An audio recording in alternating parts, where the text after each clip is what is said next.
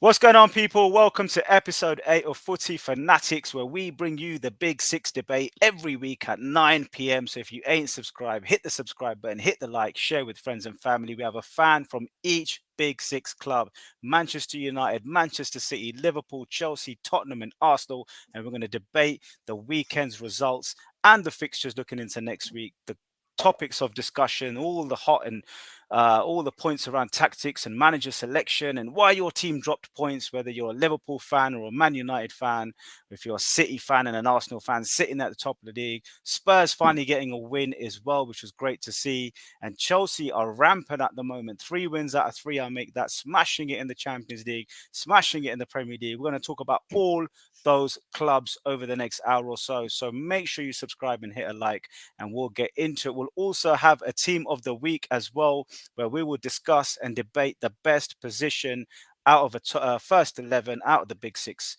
teams in terms of who makes the team of the week. So let's get cracking and started and introduce you to the guests on the show today. We've got Ricky, the Man City fan. Ricky, what's up, bro? Not too bad. You all right? Hope All everyone's good, well. mate. Good. Yeah, Ricky's in the BBC studios at the moment in White City there. He's smuggled himself in as Gary Lineker. God knows how he's done it. But he's there right now representing for Match of the Day in the BBC studios. Ricky, respect to you, mate. You've got no pundits there alongside you at the moment, so we'll give you company for now until Alan Shearer and Ian Wright walk in and support you. I was always looking for a part-time job, like Saturday nights, 1 day a week. So yeah, hopefully the No dream comes problem, true. mate. Well, we'll get your views on the conservative asylum policy and that later on as well. We'll see what you think about that. Although we probably already know from your Twitter exchanges. We've got the heart and the blue of West London here with VJ and Darms. VJ, big up, Mr. Resident. How you doing, bruv? Very good, Josh. Look at that, man. I've been here from the start, you know what I mean, taking those L's, the couple of D's, and now look at it, 3 wins in a row. What a difference a week makes. Absolutely, mate. Perseverance. A little bit of crackling in your voice, VJ. I don't know if that's connection issues or whatnot. Keep you posted on that.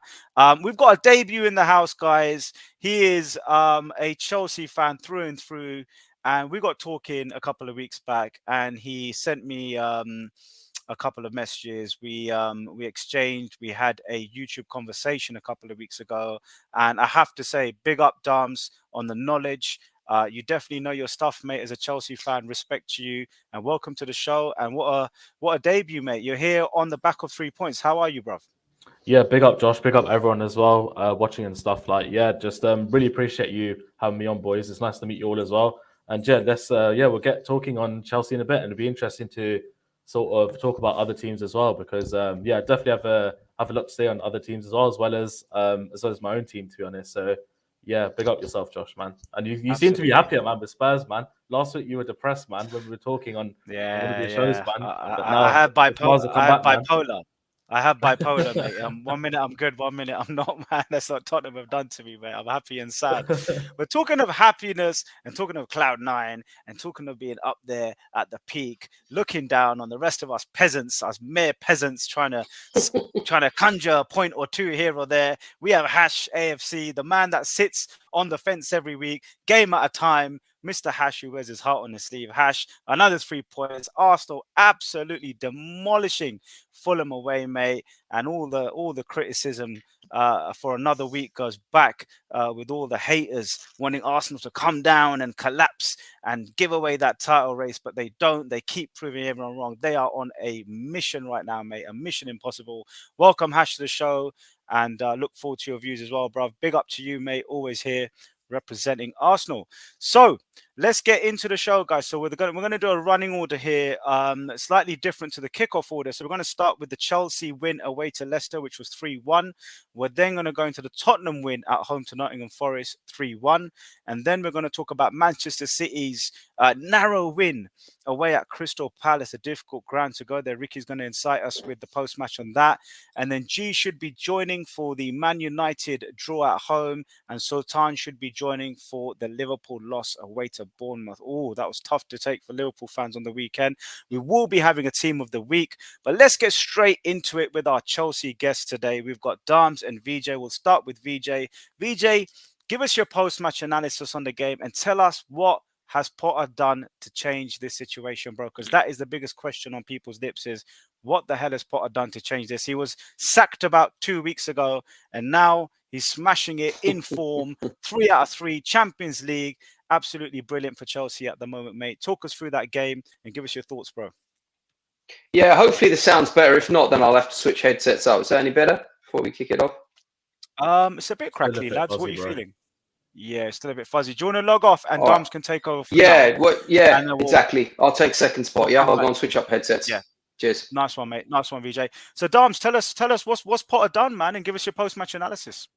Yeah, do you know what? Going into sort of the Leicester game after the Dortmund game, I was slightly optimistic, but also cautious at the same time because we've come to that sort of point in the season where teams down the bottom, i.e. Leicester City, are sort of trying to fight for the Premier League survival. So, and it's always a tough game going to the King Power. I know we've had a good record there, but we've seen teams in the past there go there and struggle.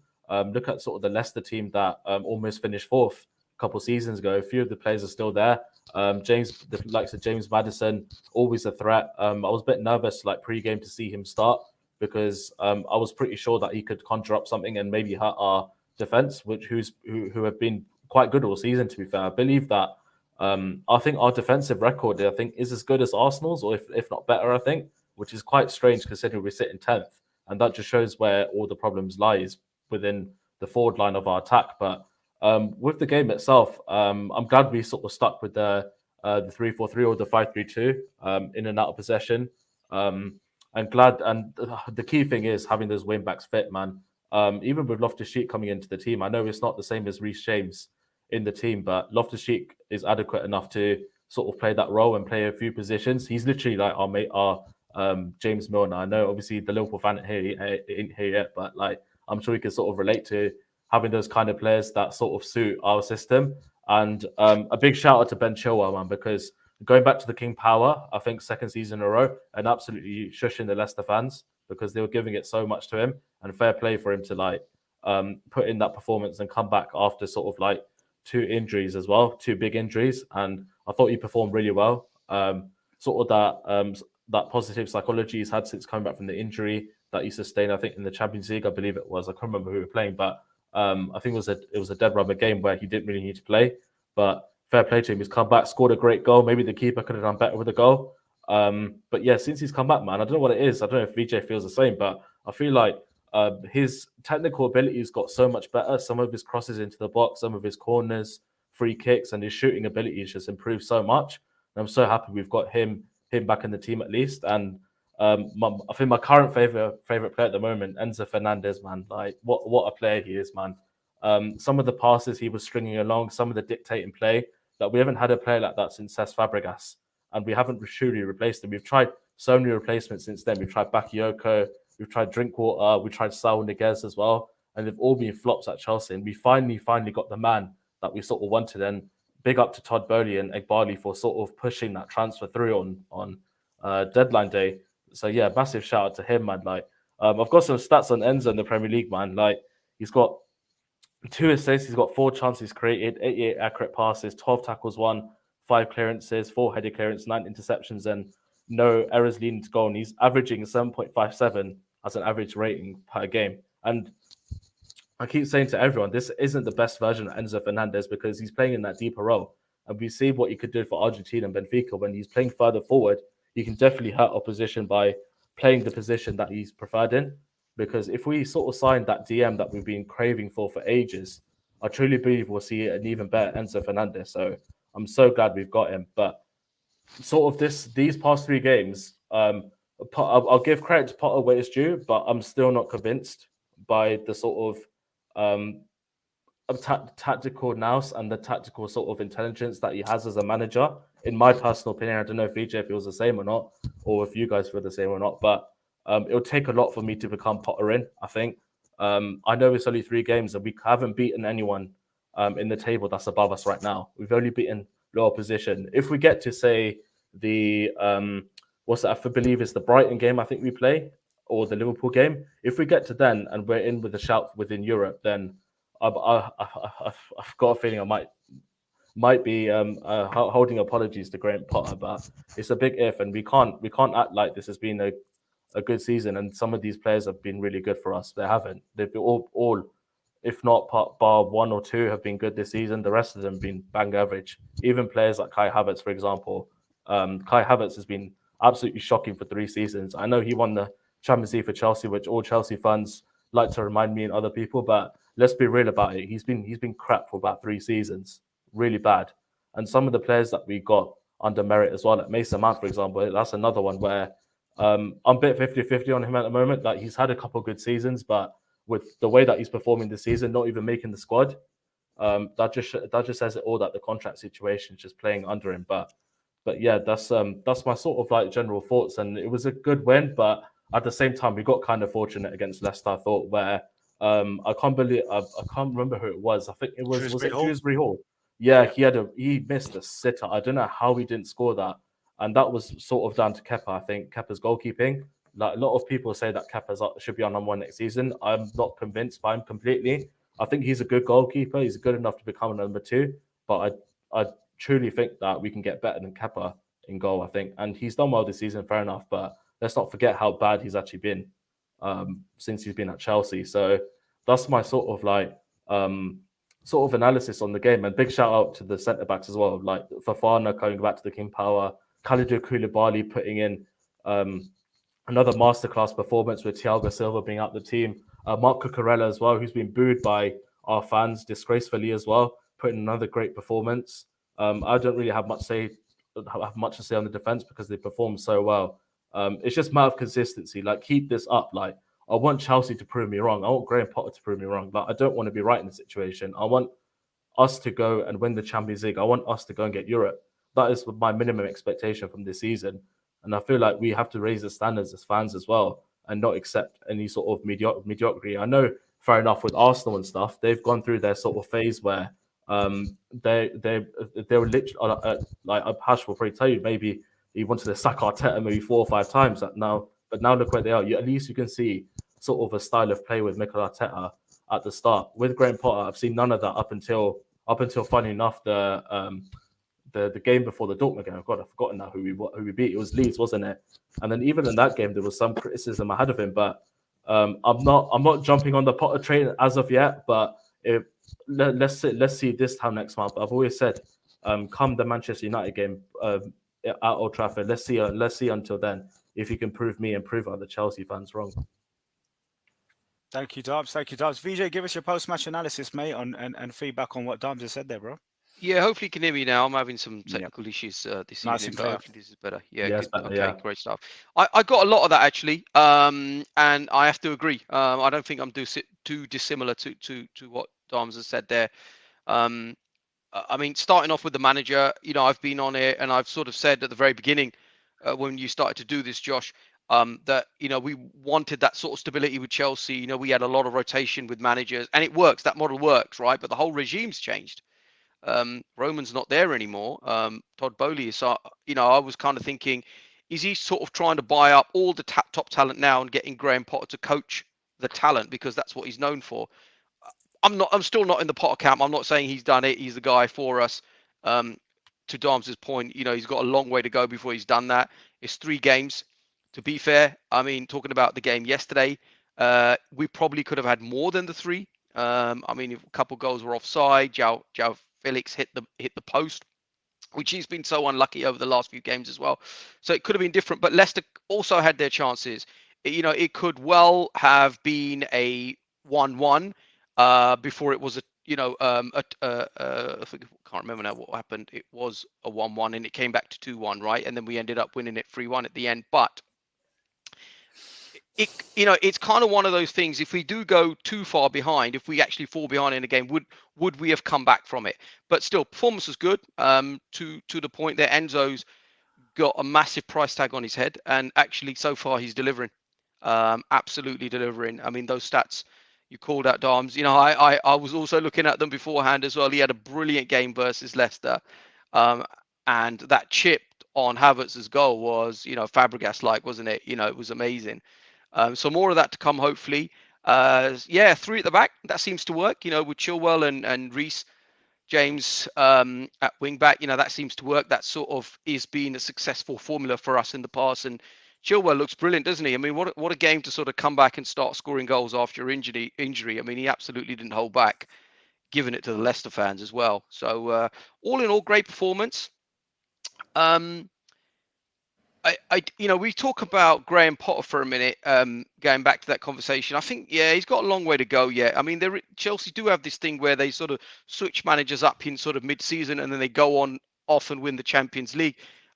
So if he goes and does that, and we see a style of play coming through that resembles what Potter's trying to do, then maybe he's the guy for us.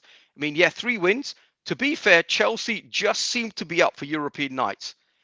So I'm just thinking, even if I was the manager, I probably would have won that game against Dortmund, right? So maybe that one we could give him credit for, of course, but just they sort of get up for those nights. And I was watching obviously the Tottenham game the day after, and I can't remember who it was. One of the pundits was saying, I think it was Jake Humphries actually. He was sort of saying Chelsea were up for it and they got through. Tottenham just weren't.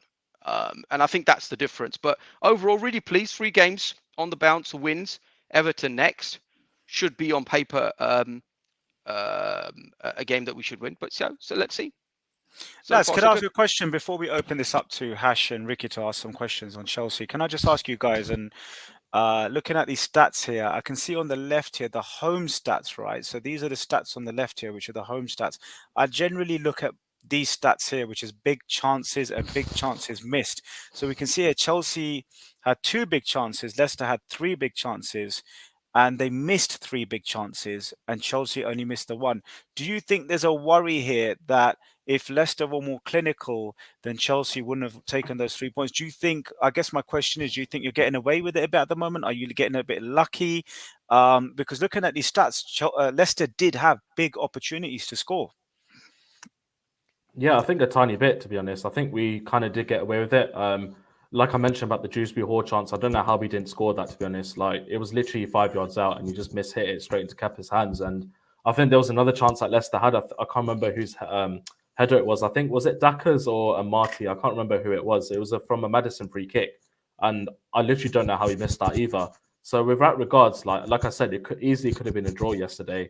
And also as well, I don't know how Leicester didn't get 2 red cards yesterday. That's another thing as well. Like, those tackles were horrific on, I think it was one of them, João Felix, and the other was on Fofana, which just goes to show how rubbish the refs are in the Premier League. Like, I'm sure you can all sort of relate to that in some way. But just touching on sort of the fixtures that you sort of brought up there, like, I'm looking at those games. So I'm looking more towards the Liverpool game at Stamford Bridge, looking at the Wolves away game, the Chelsea game to Brighton, Manchester. Yeah, so those fixtures there, like, out of those, I'm not sure how many points I expect from that, to be honest, realistically. And I think if we manage to, I don't know, like, if we get at least 12 points out of that, 12 to 15 points, I truly think that top 4 is back on for us. But that's just me being realistic and hopeful as a Chelsea fan. But realistically, I think we'll get about 9 points out of those. I think we'll beat Everton. I think we'll beat Villa.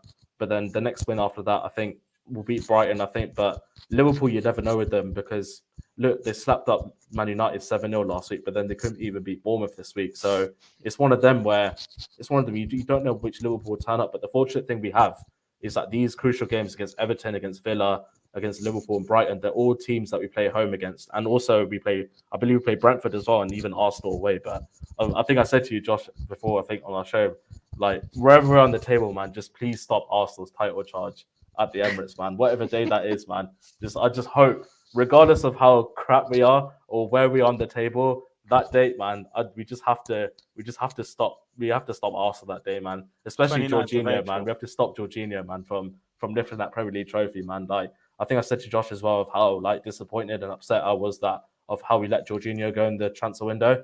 But in hindsight as well, we managed to get some money for him when he was out of contract as well. So there's that. That's the only sort of positive I can sort of see out of it. But with signing Enzo Fernandez, he would have been a perfect partner for Jorginho. And the system Arsenal play as well, it just suits him so much. But yeah, sorry, I just thought I mentioned the fixtures now that you sort of brought it up. Cool.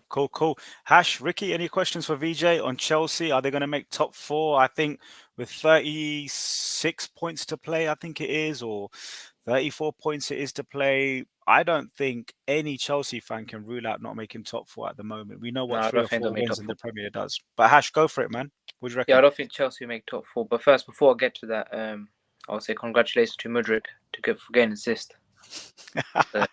You know, that He double beat the 007 007. memes, right? He did it. Yeah. the memes were coming, man. I was waiting for that, but unfortunately, it didn't He happen. scored actually, but it was offside. Yeah, he did that drop-off celebration, but Yeah.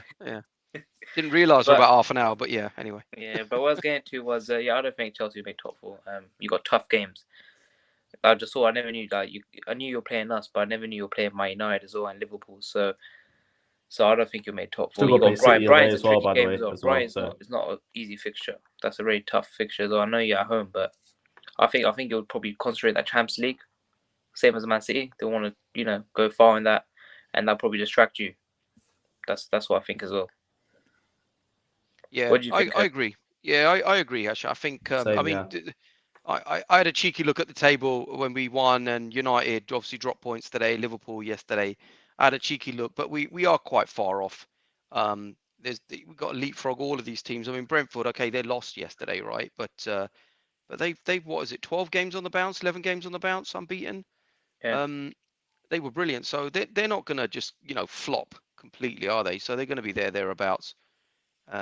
I think the best is European, Europa League places. Sorry, I think that's probably the best we can hope for at this stage. Yeah. Ricky? Yeah, I was going to say I think Chelsea are going to be a decisive factor in deciding this title race because you've obviously got and also the top 4 as well because Chelsea got Newcastle, Liverpool, Man City, and Arsenal, so some really big games coming up. So I think Chelsea will play a massive part in what happens higher up in the table. I do think Chelsea are going to finish above Brentford and Fulham. I think you guys are kind of hitting your form now. Your players are starting to gel a bit more, and I just can't see you both finishing below Fulham or Brentford. I know Brentford have been on a really great run. Looking at that table, like the fact that Liverpool have got 42 points, you guys have got 37. It's still a very narrow gap, so you can't rule yourselves out. So I think that was my one point I just wanted to make, that Chelsea are going to be a decisive. They're going to basically impact what happens at the top. So the question I had for you guys was, obviously Mason Mount. There's been speculation about him leaving. I've heard speculation today that Frankie De Jong, potentially coming in. What's your views on the team as it stands and how many more players, or I guess to rephrase the question, what are the signings that you think is possible for Chelsea as you kind of get into the transfer window at the end of the season? Do you think that Frankie De Jong will come to Chelsea, and there's also talk about Harry Kane coming to Chelsea potentially? What's your kind of views on transfers? Yeah. Do you need any more players? Yeah. Yeah. I mean, Harry Kane. I can't see Harry Kane happening. I can't see that one. I wish it can't does. see Like, honestly, I wish Harry Kane would come, but it just won't happen.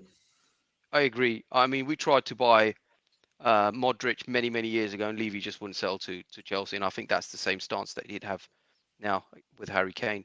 I was talking to my brother-in-law earlier on, and he was sort of saying, I don't think Kane will be sold to any Premier League club, but I don't think Kane wants that. He wants to stay in the Premier League, surely. So we'll have to see where that one. I think if it's going to happen, it's going to be to United. But yeah, I mean, going back to Chelsea, we do need a striker. We need that number 9. That the Drogba types, if you like, the Diego Costa types. We don't have that, so that's certainly going to happen. There's going to be lots of rumours, right? I mean, Chelsea clearly spending money, have spent a lot of money. I think every player is going to be linked. Frankie De Jong was linked in the summer, just gone. Didn't come. He was also linked to United. I think United will probably be back in for him again, I'm guessing. But yeah, I'm not sure. I think we've got enough players. I think a lot will happen in the summer in terms of balancing the squad. I think a few players will go out on loan. And is that the reason why Mason Mount's being like, what's the reason by him being left out of the team? Is it due to injury, or is it just you got other players that are performing better in training? What's the situation? Well, Mason Mount's out with injury right now. Right. That's why he's out of the squad. I mean, he was playing before then. Okay, he's not been that sort of regular 90-minute man that we've known him to be. But yeah, his contract is on hold. And that's what it is. They haven't agreed a contract. It's not being negotiated right now. It's been put on hold till the summer. Maybe he wants to see how the team does. Maybe what his part is in the squad, and then make some decisions. But I was reading yesterday, in fact, that had he signed a new contract by now, he would have been £10 million richer. Not that probably makes a huge difference to him, but he's sort of losing money at this stage. There seems to be a lot of talk around Liverpool. Liverpool supposedly, I mean, Sully's just joined. He was telling us for the last couple of weeks that Jude Bellingham's done. Now, for me, he's got to be starting with 100 something. So, are Liverpool going to spend 100, and then Mason Mount, what, 60? You probably think he'd be around that 60 figure. Are they going to spend 160? That's kind of what makes me think that he's not probably going to go to Liverpool, that he will stay at Chelsea. Yeah, maybe that's a little bit of me hoping that he will. But yeah, just to add to that sort of that first initial question on Frankie De Jong and sort of Mason Mount, I think it all depends on what we do with Mateo Kovacic, who's out of contract this summer, and Zakaria if we end up keeping him, because if they both go, then who have we got in midfield? We've got Loftus-Cheek and Enzo, which is why I've said to loads of people, like, regardless of the money we spent in January, there's a lot more that we need to do to this team because of the previous ownership. They just haven't invested in the team properly in terms of backing the manager properly. Like we saw with Thomas Tuchel, like after winning the Champions League, gives you Saul Niguez and Lukaku, who don't even fit the profile of how Tuchel wanted to play. Like, I'm sorry, that's just not good enough for an owner. And then we've seen the money splashed in the summer, how chaotic that was, scattergunning all over sort of Europe, trying to sign these big high profile players. I know they've performed recently, but let's be real about it. They haven't been good signings so far. Like, I mean, they've performed in the past couple of games. Koulibaly, Cucurella, Sterling, but let's not pretend they've been poor all season. So there's that as well. And then we're starting to see Joe Shields come in as well. He came in January. Who's the other one? Christopher Vivell as well, the technical director. They've made a difference as well. We've seen how impactful Enzo and Joao Felix have been into the team. Like, I know Joao Felix hasn't really got the stats to back up sort of what he's done, but if you watch Chelsea, you can just tell like it's just levels clear. So with the Frankie De Jong stuff, I personally don't think he'll come to Chelsea. I'm more looking at Romeo Lavia. That's a player I really like. Bossed it against Man United today as well. Really, really good. Bossed it against Chelsea as well. And I think that I think Ricky might know more than I do about sort of Lavia, but I think it depends on the Man City sort of situation where they have a buyback clause, I believe, on Lavia. I'm not sure, or they have some sort of. We're going after him, So it all depends on them. If they want him back, or if they decide to sell Calvin Phillips, for example. But yeah, we definitely have to sign more midfielders for sure. Just someone to partner Enzo, and just on the Mason Mount stuff as well.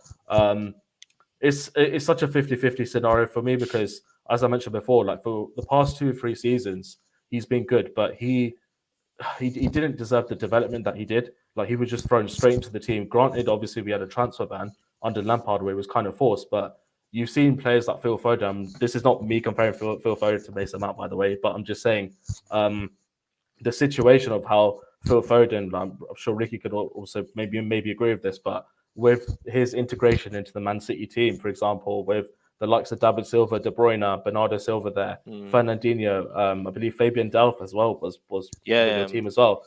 These players took them under the wing, isn't it? Like, exactly, understudy, Exactly that. And with Mason Mount, he hasn't really had that Chelsea. Like, come on, like, who's he going to look up to apart from N'Golo Kante in that midfield? That's a serial winner in our team. Like, he's not going to look up to like Loftus-Cheek, is he? Like, let's be real about it. So yeah, with the Mason Mount stuff, I think it's just come at a fortunate time as well because this season he's been poor. And I'm the opposite to Ricky in that sense. Where I actually do think he'll sign for Liverpool. I think he'll go there, based on the fact that I think his family's been in Liverpool. I think they went to visit the stadium and everything, been to the city and stuff. Suits the style of play. In my opinion, under Jurgen Klopp, I think he'll do well under them. But I think the more controversial thing is, I think it's the fact that we're selling to a rival, which makes it more hurtful in a way. Like, if he was linked to, say, Atletico Madrid, nobody would care where Mason Mount's going. But because it's to Liverpool or potentially Manchester United, whose name's been linked with as well, I think it just sort of puts that dagger in a little bit. And a lot of people say that he's like the poster boy of Chelsea. He's not. He's a Portsmouth fan. Like, he said in interviews, he's a Portsmouth fan. He's been a Pompey boy since day one. So this narrative of Mason Mount is a proper Chelsea boys has to stop, because he's not. He's a Portsmouth fan. That's why against Southampton, whenever he scores, he just shushes the fans. So yeah. I think in summary, from me, like the sentiment is being a not a Chelsea fan, and being a rival kind of club fan. It feels like Chelsea are a sleeping giant, and come next season, I just think they will be definitely involved in the top four. So yeah, it's good to see Chelsea kind of finally picking up points, and this big kind of massive kind of investment coming in is going to definitely help. So yeah, I'm being scared of Chelsea next season. Guys, let's close off on Chelsea soon. VJ and Dams, and sorry if you got any points, please come along with them on Chelsea. Looking at the next couple of games, your home form hasn't been great this season. You've actually got a better away form than home form. I was just looking at it now. You picked up more points on the road than you have at home. Do you guys take 4 points out the next two fixtures, or really, with the momentum you're in and the players and the feel around Chelsea, this should be 6 points over the next couple of games going into Liverpool? Yeah, it has to be 6 points. Like, look at the teams we're playing. Everton near the bottom. Villa, fair enough. I mean, they're just behind us, but it's Aston Villa. Like, we should be beating them.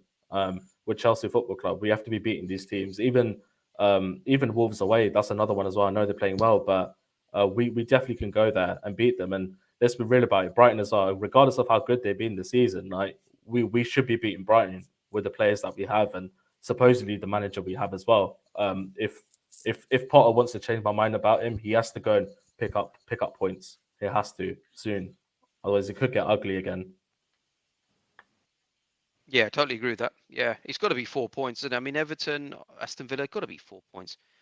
And then Liverpool, hopefully we meet them on a day where they're not the 7-0 against United, and they're the 1-0 against Bournemouth, right? Yeah, well, the 0-1 against Bournemouth. So you never know. Wolves is a dodgy one as well, isn't it? Today I watched that game, and they were awful. Wolves, absolutely awful. So again, depends which Wolves turns up. I think with Wolves is that they don't score a lot of goals. So if you can get that 1 or 2 goals, you're pretty much game's done and dusted. So yeah, to answer your question, yeah, the next 2 fixtures for me, it should be 6 points now. And then if we get those 6 points, then we go in fuller confidence into Liverpool. Yep. Thank you, lads. Thank you very much for that Chelsea post-match analysis. Your thoughts on the fixtures, the results. Chelsea on fire at the moment in terms of results. There is a risk of balancing the Champions League with the Premier League top 4 hunt, and at some point Potter's going to have to decide which one is more important. But I think for now it's just staying in both competitions. It's staying in that top 4 hunt, isn't it? Winning those 2 home games, and then winning whoever you get in the next round. It could be a glamour tie, it could be Real Madrid. Who knows if they beat Liverpool on Wednesday? It really could be a big tie for Chelsea coming up. We'll see what Potter does. And I think that will be a test of his credentials on can he manage the midweek games with the Brightons and the Man United's away, etc. So we'll see what Potter's made of. But looking good for Chelsea. And I think a top 4 hunt is definitely on for Chelsea. I think the 3 wins have given Chelsea fans a lot of hope and promise. And I think with 33 points to go, there's no reason why Chelsea fans shouldn't be looking to pick up, couple of wins over the next 2 home games and putting themselves in that top 4 race, especially with the form of Newcastle, Spurs and Liverpool. Now let's get into Liverpool, and we welcome on the show Sultan, who comes with the high of the 7 and the low of a 1. He's gone from 7 up to Coke 0 in a week. Sultan, welcome to the show, my friend. We're going to move on to Liverpool now, lads. We're going to debate Liverpool, and they kicked off the weekend. I think most people in their accumulators had Liverpool to win that game, if not by 1, at least by 2 or 3. But Liverpool did something which Liverpool don't normally do, which is inconsistency. And it's been a pattern this season. Sully, talk us through your post-match thoughts and tell us how the hell had Liverpool not beaten Bournemouth, one of the worst teams in the Premier League this season, after battering United 7-0. How they haven't gone there. We know why they didn't get back in the game is because of a certain Mohamed Salah. But I'll leave it for you to give us your thoughts, bruv. And hammered them 9-0 at Anfield. It's just our away form is trash. And I think that the away form will mean we probably won't go into the Champions League next season. yeah, the game was terrible. Well, the game itself from a Liverpool perspective was terrible. Salah's penalty is probably still reaching the moon. If we'd got that one back, I think we'd have gone on to win it because the momentum was there. But it's just the penalty miss was, it's crucial. But I think, to be fair, Bournemouth played, they worked on it all. I think they had a free week leading up to the game. They had their strategy, and it worked. And they hit us on the counter. I think Billing scored against Arsenal last week as well. So fair play to them. We were absolutely trash. I think we only had like 2 shots on target the whole game. It's just the attitude, we absolutely annihilated United, and then a week later, how do you explain it, right? Bottom of the league relegation fodder, losing against them. It's just terrible, absolutely terrible. What more? I think we're a bit weak in midfield, got overpowered. I think he played Elliot and Stefan Besic. Yeah, they're good technical players, bit small. But yeah, I think we just got overpowered in midfield. And Fabinho is still hit and miss at the moment. Yeah, it wasn't great. And his substitution for Klopp, taking Nunes off was a bit baffling. Because he was our most, threatening attacker on Saturday. But other than that, yeah, it's just totally rubbish, to be honest with you, mate. Any questions, lads? The panel's open. Any questions for the Salty Sultan, who's not in great spirits this show, man? Yeah, I had one question actually, if that's all right. What do you make of Van Dijk this season? Just your overall thoughts of Van Dijk like this season. Do you think he's sort of come back good, or do you think that's the end of him? No, I think since the ACL injury, it was a serious injury, and he came back last season. We played like nearly 60 odd games, nearly won 4 trophy, and they just overplayed him. And I think he's declining. But if I'm being if I'm being honest, he's not the Van Dijk. It doesn't help also his defensive partner, or the defense keeps changing literally every single game. If you have a different partner every single game, especially at the spine of the team, it doesn't help. So he's been in and out. I think he's missed 2 months this season, being injured. Konate's been in and out. When he's in, he's good. But he's got injury issues. So Gomez has been trash. Matip has not been great this season. So yeah, inconsistency doesn't help. But Van Dijk, he's been great for us since he's moved from Southampton. But I think since the ACL happened, it's just he's not been the same. He's lost that a little bit of pace as well. He's getting older, no doubt. But and he seems a bit languid in his style as well. Almost comes across a bit lazy. He's always been a little bit like that, but his pace used to get him out of trouble. Now is just, obviously as we all get older, right? We start slowing down, and the injuries and the amount of game time he's had over the last 5 seasons. Yeah, I mean, it is what it is. But you'd rather have him in the team than not, because when he's not in there, it's utter chaos in defense. So at least when he's in there, there is some sort of structure in there. But yeah, Saturday wasn't great. I mean, you can't. We ain't gonna go Champions League. We can't even beat bottom of the league opposition, right? It's terrible, especially when we hammered them 9-0. I think 8 or 9-0 this earlier this season. It's just the attitude. I think they looked at it and thought, right, we're going to Bournemouth. It's gonna be an easy 3 points. This is the Premier League, right? 1 week you're beating, an opposition that is on form, right? Ten Hag's done a good job overall, and then follow a week later, you're losing 1-0 to bottom of the league. How do you even explain that? It's the Premier League, right? No game is easy, and that's just proven it. Can I just say, Sully, one thing, man? Just looking at these stats, and I did watch the game. Big chances 4, big chances missed 4, one of which was a penalty, but you missed another 3 big chances. Do you think Liverpool were unlucky on the night? It was just down to finishing, and you did create chances. It's just what Chelsea have been suffering from, which is putting the ball in the back of the net recently. No, we're just crap.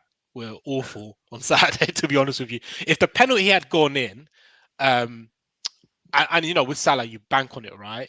Then there would have been a bit of momentum. But to be honest with you, aside from the penalty, we were trash. And you've outpassed them. You've outpassed them. You've out dribbled them. You've out crossed them. You've out long balled them. You've out big chanced them. You've out shots inside the box, shots outside the box.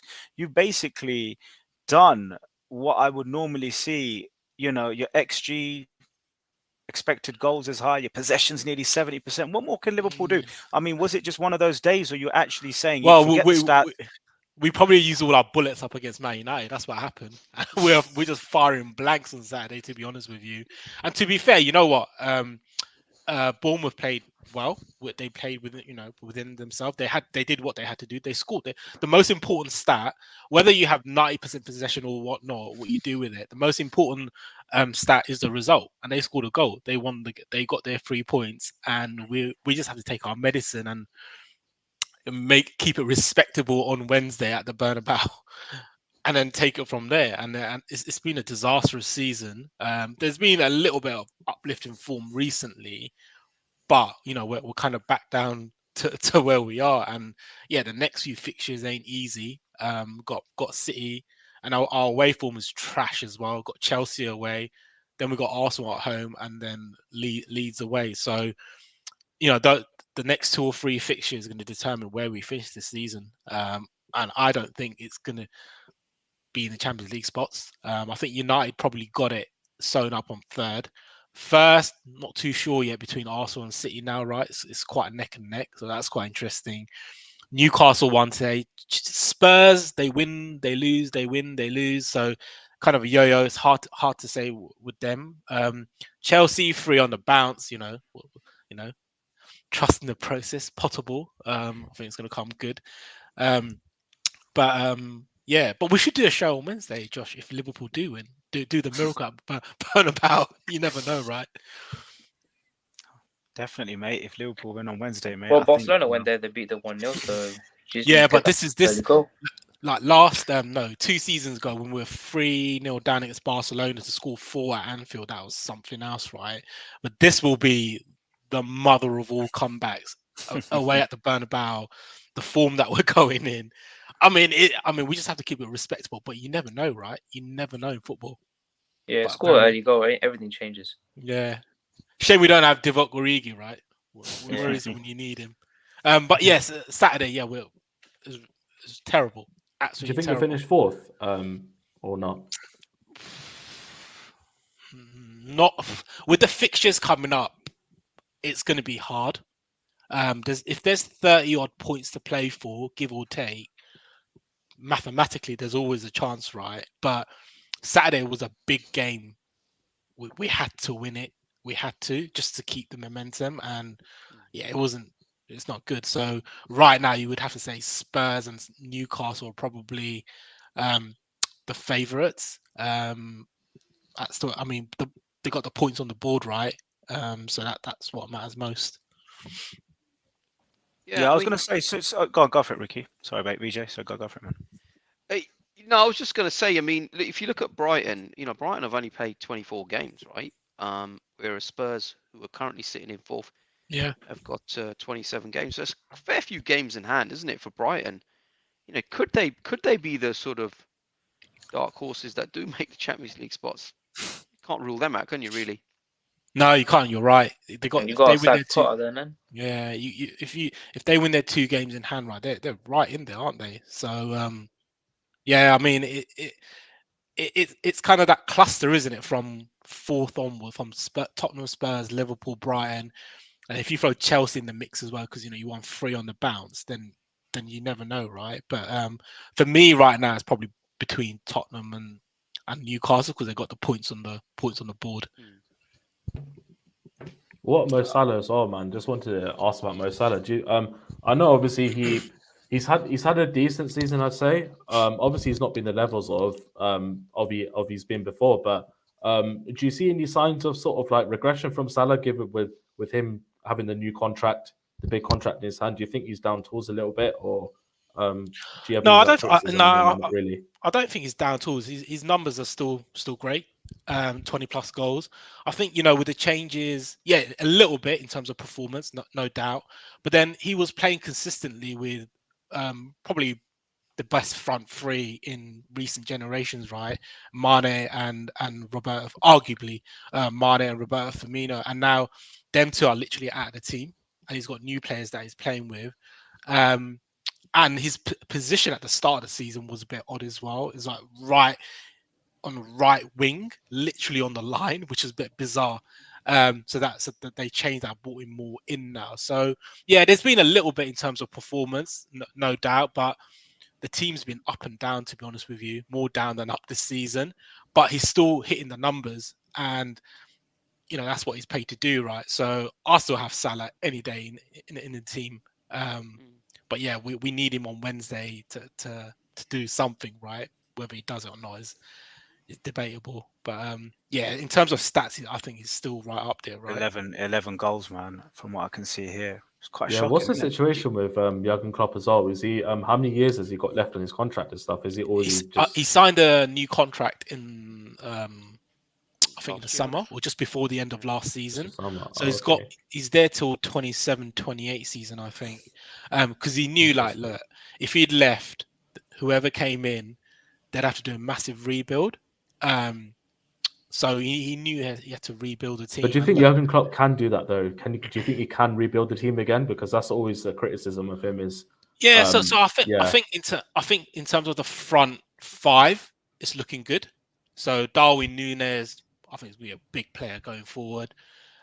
Salah, Cody Gakpo, I think is going to come. He's actually surprised me, in his recent performances. Diego Jota, there's talk about him going to Newcastle. If we get 60-70 million, take that money, maybe buy someone younger. So the front five is looking good. Goalkeeper, yeah, it's still there. Defense, maybe need a centre back, probably. But the Guardiola's midfield been mentioned, hasn't he? He's come out and said he's a Liverpool supporter as well. So before his contract clause comes in for 2024, 100 million. Man City, Liverpool, I think Chelsea even in the mix there. He's going to be quite costly, right? Between 60 to 80 million. So if you're paying 130 million for Bellingham, which is pretty much a done deal, right? Mount, I wouldn't pay for more than 40 to 45 million. I think, yeah, he's probably a good solid player, and he adds the homegrown numbers because Oxlade and Milner are leaving on a free. And he's probably better than like some of our other reserve players we've got. But it'd be interesting to see where Klopp wants to play him. Does he play in somewhere in the forward positions, or is he more of a utility player, like playing in centre mid, playing out wing? Remains to be seen, right? Probably still need another midfielder on top, so at least 3. Will they spend that money? I think they have to. They have to, right? Because the net spend, as Josh in other shows, like 25 million for the last 5-6 seasons, which is ridiculous, right? How do you even compete with that in the Premier League? The injuries this season's been horrendous. I think we've had the most injured players in the Premier League. There's a stat that I saw, so that doesn't help. But yeah, we need players, and FSG if they're not going to go anywhere, it seems like they're not. They're going to have to invest it now. Whether they get their investment partner in, there's rumors around Liberty Partners. They invest in Formula One, or they own Formula One. There's talk about they want to go with a media partner because they want to try and capitalize more on that, whatever that means. If they bring their money in, then great, but they're gonna have to spend because just to remain competitive, right? Because if they don't invest and we don't qualify for the Champions League, which is looking likely right now, then the valuation of the club will go down, won't it? And they're trying to protect that. So you're going to have to take a bit of a risk and spend some money. Otherwise, Klopp, I don't think he's going to stick around too long because he knows he needs players. He knows, right? Lads, let's close off on Liverpool. Thanks for that, Sully. Thanks for your feedback, mate. You've got a big few weeks ahead of you, mate, until the 17th of April. You've got a big month ahead of you. You've got Champions League on Wednesday, the big comebacks on. You then got Man City, the title race contenders there. Can you ruin the party? You've got Chelsea, who are below you and might even be above you by then. Can you keep them at bay? And then you've got the big one, Arsenal. You've got a big say in the title race before the end of the month. So lots going on at Liverpool there. Jekyll and Hyde results, and I watched the game and I was shocked that Liverpool didn't go on to win that game. I was really shocked, mate. Poor performance. Maybe they had one eye on Madrid. Who knows? We'll find out on Wednesday. Let's move on, guys, swiftly on to Ricky and Man City there. He's in the Match of the Day studios there, filling in for Gary Neville on a Sunday night. Match of the Day 2. Manchester City winning on the road against Crystal Palace, a banana skin. Arsenal fans at the 60th minute, 70th minute must have been rubbing their hands thinking, I need this draw, and that could have been the title race done. But Man City did what Man City do, which is in the end they won and they got the 3 points, and they probably should have won by more. But Ricky, give us your post-match analysis on that game, mate. Was it one of those games where City just didn't take their chances, but it was a good performance? Yeah, so like, pre-match, post, the game kicking off, like we've played them 25 times, we've won 19 times out of the 25. Out of the 75 goals scored, we've scored like 59 goals, and we've won 10 of the last 13 games at Selhurst Park. Looking at the forms, we've won the last 4 games in the Premiership, whereas they've lost. They've not won in the last 4 games, so we were on paper we should have won, and we did win, which was fantastic as a City fan. So, in terms of the lineup, we had Edison in goal. Stones came in at right back to replace Walker, because obviously Walker was up to naughty business the week prior.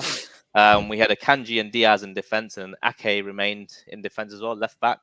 We had Gundo and Rodri in midfield, and then Foden, Silva, Grealish in midfield, and then Haaland in strike. So Silva was so KDB was dropped for the game, which I found quite surprising.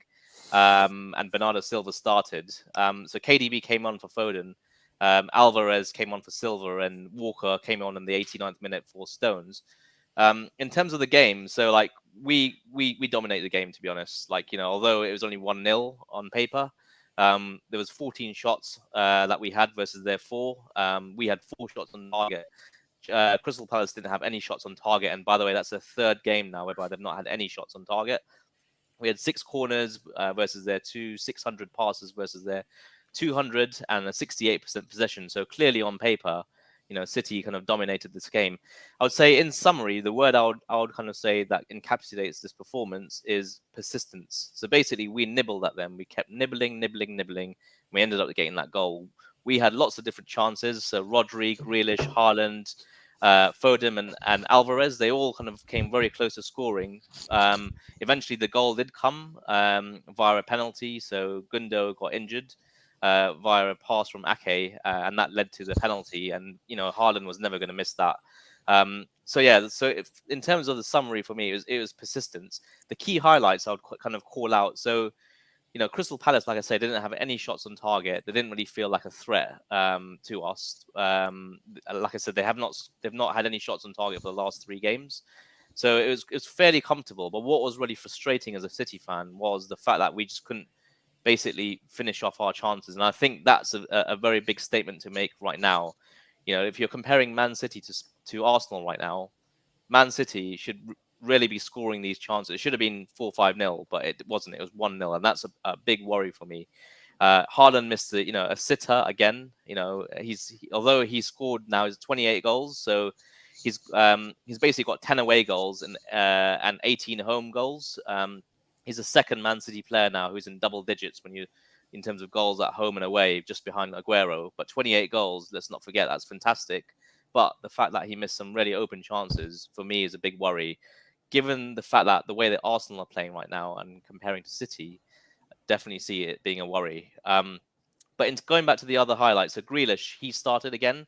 He played a full 90 minutes, and he was basically like very energetic, and he had great swagger about him, running into the box, creating lots of different chances, full of energy. He was always buzzing, so that was great to see.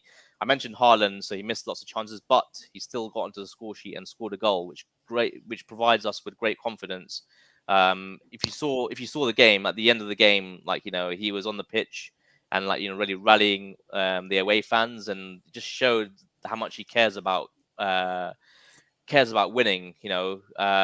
He's lethal. When he has the ball, he will score eventually. So it's good that we're maintaining his goal scoring ratio and goal record. The other highlight for me, so Ake, Diaz, and Stones. Stones has only just come back into the team after, I think, 5-6 games out, and it felt like he had not missed any Premiership games. All 4 defenders, including Akanji, were really solid, and kept the 2 or 3 Crystal Palace forward players like Eze and the other players out, and they just couldn't score against us. And finally, Gundo. So like he got man of the match for us. Like he's that kind of glue between the defense and the midfield, and he created lots of great chances to allow for Haaland and Alvarez to make those darting runs. So in summary, whilst it was 1-0, it should really have been 4-0, 4-5-0. In terms of looking forward, so I personally think it's quite an interesting period now for City. We're not going to play any more Premiership games until the 1st of April when we play Liverpool. So we've got RB Leipzig, we've got Leipzig on Tuesday, we've got Burnley in the FA Cup on Saturday, and then we've got Liverpool, and Arsenal are going to play their game in hand, I think, against Crystal Palace next Sunday. So they can potentially go 8 points clear now. And you know, I'll rather take the points. So by next Sunday, if Arsenal win, they could be 8 points clear. And psychologically, that's a massive amount of pressure to kind of put onto City. And then we're 8 points behind potentially, and then going into Liverpool on the 1st of April. So I think this is a key kind of period now that City and Arsenal are kind of going into. But that said, the fact that we've got RB Leipzig, if we win that, obviously we progress into the next round of Champions League. But kind of progressing in the FA Cup, hopefully we beat Burnley. That'll give us that momentum to kind of really kind of get through. And if we win the FA Cup, that'll give us that kind of, you know, that forward momentum to try to win this title. So the final point I wanted to make was when you're looking at the stats. So the games from the start of the season to March, we've had 2.34 points. But if you look at games from March to the end of the season, our points ratio, when you're looking back at the last 3 seasons, goes up to 2.84. So the point I'm trying to make here is that this is our kind of, basically, we go all guns blazing now between now and then the end of the season. City are known as serial winners in terms of winning all kind of Premiership games, or most Premiership games. So that's what I'm kind of basically getting excited about in terms of all the confidence I'm having. The fact that this is our period now to shine, and I hope that continues. But the fact that Arsenal got that game in hand and that 8 points gap could increase to 8 points is my fear. So yeah, lots to kind of play for, and we've seen all the fixtures kind of coming up. Obviously, Arsenal have got those big fixtures like Man City, Chelsea, and Newcastle in a row. So yeah, overall, I watched the Arsenal game today, watched the City game yesterday. And City just don't look like they're the team that they were last season and the season before. But it's hard to call at the moment. Hash, do you want to come in with your views on City, mate? Is there a worry in the Arsenal fan base that Manchester City are now getting into the business end and the pressure's cranking up? Or is it a case of, no, we just keep doing what we're doing? I feel like Arsenal are just ignoring all this noise, all this Man City comparison. You know, everyone's talking about Man City, have been there, done it so many times. But Arsenal players don't seem to be affected by this noise. Do you feel like there is a agenda against Arsenal in the football community to collapse, and people want Man City more to win this title than they want Arsenal? Well, there is a agenda against Arsenal. Everyone wants us to like drop points, like you said at the beginning of the stream. That everyone's waiting for Arsenal to drop points, so you know something to happen. You know what happened when we lost against the Burnley and then Everton, and you know, you kept asking us like, look at our defense. Like we kept a clean sheet today. And obviously, I was a bit worried on Thursday against Sporting. You know, we let 2 goals in, but then we made 6 changes that time, so that's why we probably conceded. But we're not worried. Like I said, 1 game at a time, and that's it. Yeah. Just one more question before we open up the panel for questions to Ricky on Man City. The Kevin De Bruyne situations. Explain the thinking behind that, because I just put up some stats and I'll put them up in a minute. Again, he's the top assist man in the Premier League. He's a man that feeds Haaland. He's the man that could make your life a lot easier. And he's probably the best attacking midfielder in the league, if not in Europe. Why is Pep not starting him? What is the thinking behind that? Baffled, absolutely baffled as a City fan, to be honest. The fact that we brought in Bernardo Silva, in all fairness, like, you know, Bernardo Silva is not a bad replacement for him, but you saw Kevin De Bruyne coming on. I think he came on the 70th minute, and he already like made some really like amazing kind of runs and just put the defense, you know, really kind of put them to backs, you know, at their backs. So it's really, really baffling. Maybe he's seeing something in training that we're not seeing, because obviously Pep's not stupid, right? You know, we're going for a serious title, but the fact that we've got the Champions League and the FA Cup, you know, Champions League is our priority on Tuesday. It is 1-1, like it's a dangerous tie to go into, and my only kind of thinking is that he's resting players. And looking at the formation, he's been rotating his formation, you know, all season. With Rico Lewis dropped, Mahrez didn't play, Alvarez came in. So it just feels like a rotational thing to kind of make sure we've got fresh legs for big games kind of coming up. And obviously, you know, we've got big games, you know, from the 1st of April with Liverpool. So from the 1st of April, it'll be like all focus on the Premiership. But I think it's just those two games that's, because the FA Cup, we're not gonna give that in. I think we're gonna try to win that cup, give us that momentum, like I said. So that's all I can think of. Resting players. Any questions, lads, for City before we move to Arsenal? Yeah, I had just a couple of quick questions. Like, firstly, like, do you like this sort of like three at the back formation that Pep sort of installed in the last sort of few weeks? I didn't watch the game on Saturday, but is he still sticking with that sort of formation where Bernardo Silva is like slotting in at left back? We saw against Arsenal and stuff. And yeah, so the other question I had was on Mahrez. Like, what's going on with Mahrez? Because he was in really good form, and all of a sudden he's not playing. And Josh beat me to the question about De Bruyne as well, so that's fine. But yeah, those are the sort of two main questions I had about City. Yeah, so this particular game we kept four at the back. So Stones, Ake, Diaz, and Akanji were so they started, and we only play those kind of that formation when there's teams, you know, to kind of meet the team's opposition. So I think Crystal Palace don't really play in that style whereby we needed those three kind of defenders. So Rico Lewis didn't start and Stones was injured. So his defense has always been changing due to a couple of reasons. The fact that there's injuries, so Stones has been injured, and also, you know, how the opposition plays. So he's just basically trying to basically, it's a very tactical decision, but it's not comfortable as a City fan. Nor is it I don't think it's really comfortable for the opposition either, because the opposition doesn't know what's going to be the starting lineup. So it does play to our advantage. In terms of why Mahrez hasn't played, so Foden's come in to replace him over the last 3 games, and I don't know if you guys agree, but Foden's been fantastic. And even yesterday, he almost scored a great goal. So it's basically the fact that we've got such a big squad, and to kind of make sure that all the players are brought in at the right time. And I think this might play to our advantage, the fact that we've got Mahrez fresh, you know, we've got Alvarez fresh, we've got KDB fresh, 11 games left, all these big games coming up. You know, this might be in our favor, the fact that we've got that big squad to kind of lean on. But you know, if things didn't work out, if we lost 1-0 or 2-0, it would have been like, how do you explain this, like, from a Pep perspective? So it's, being a City fan, it's very, very, like, it is nerve-wracking. The fact, I'm very surprised that Ake has been so solid at the back and almost reliable and dependable. I was just looking at the stats, and he was like the 3rd player away from being man of the match. Like, he had, you know, a really great rating at the end. So it's fantastic to see. But yeah, it is definitely surprising whenever you see the team sheet, and the fact that KDB is not starting is a bit of a concern. Yeah, one last question then, Ricky, because obviously it's my first time on the show and stuff. But do you think City are going to win the league then? Yes or no? Like, just generally. Yeah, I think so. Yeah, I personally do. Being a City fan, I believe. I don't think we're going to win the Champions League. It's just never been in our stars to win the Champions League. But I think we've just got the confidence to do this, and we've done this in the past. And I've said this in a few shows back, like chasing Liverpool versus chasing Arsenal. I still will prefer to chase Arsenal rather than Liverpool, just because of the fact that Arsenal don't have that experience. They've got younger squad. They've got the depth isn't there as well. So I know Jesus came on today, first game off, you know, came on at 70 minutes. But I still feel that we've got you at home. You guys have got some big games coming up.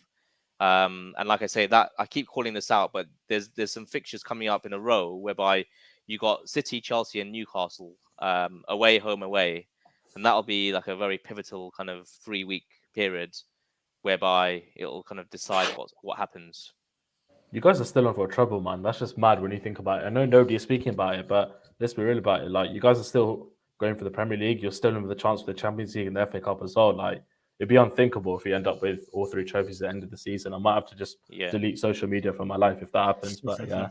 Yeah, it's like we're a car. We're not running on all cylinders, though. I just feel like there's just something not right, though. I don't know if it's the fact that there's rumors of players leaving, like Bernardo Silva's, potential to leave. Cancelo as well, yeah. Laporte, Cancelo. Oh, I heard Bayern Munich they're not looking to renew his contract, so maybe he might go to Liverpool or back to City.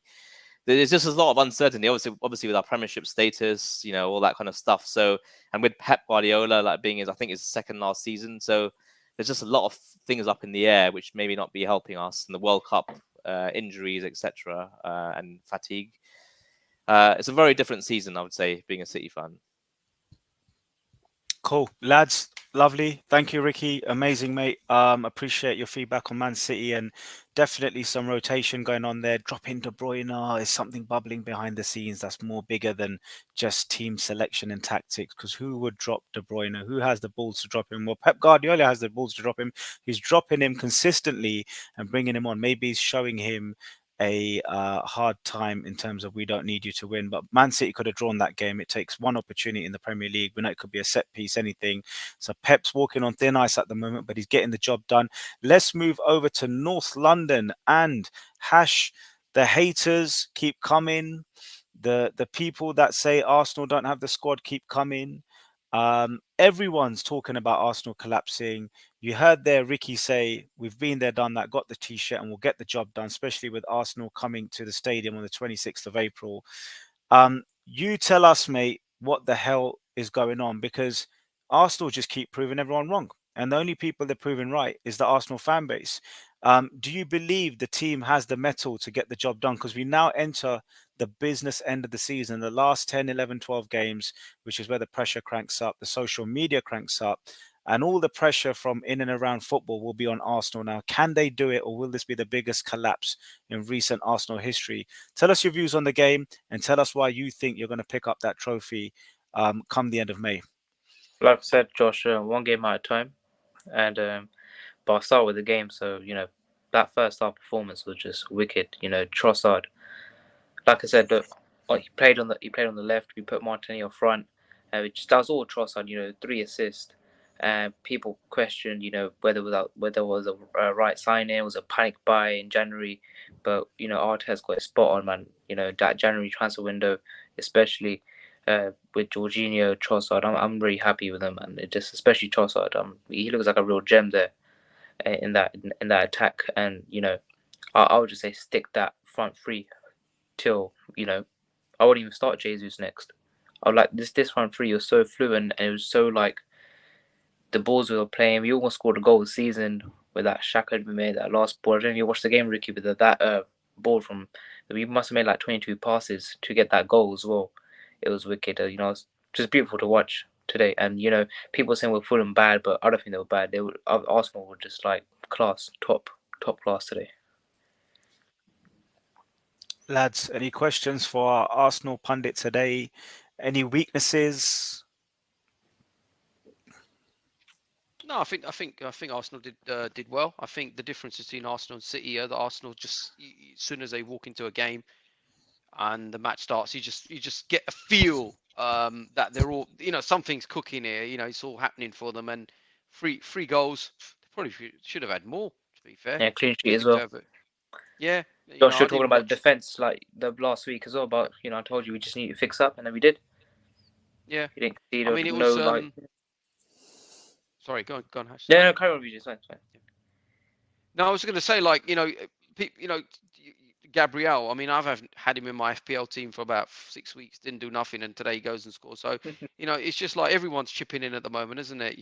The defenders, and okay, he's always an attacking threat, but yeah, I don't know. I just can't fault this Arsenal team at the moment, and weirdly enough, I'm still sort of thinking City will do it, only because they've been there, done that, and I'm just wondering that this young team may, when they get close to it, think, as you say, Hash, one game at a time. I'm sure Arsenal, the team, is also thinking like that.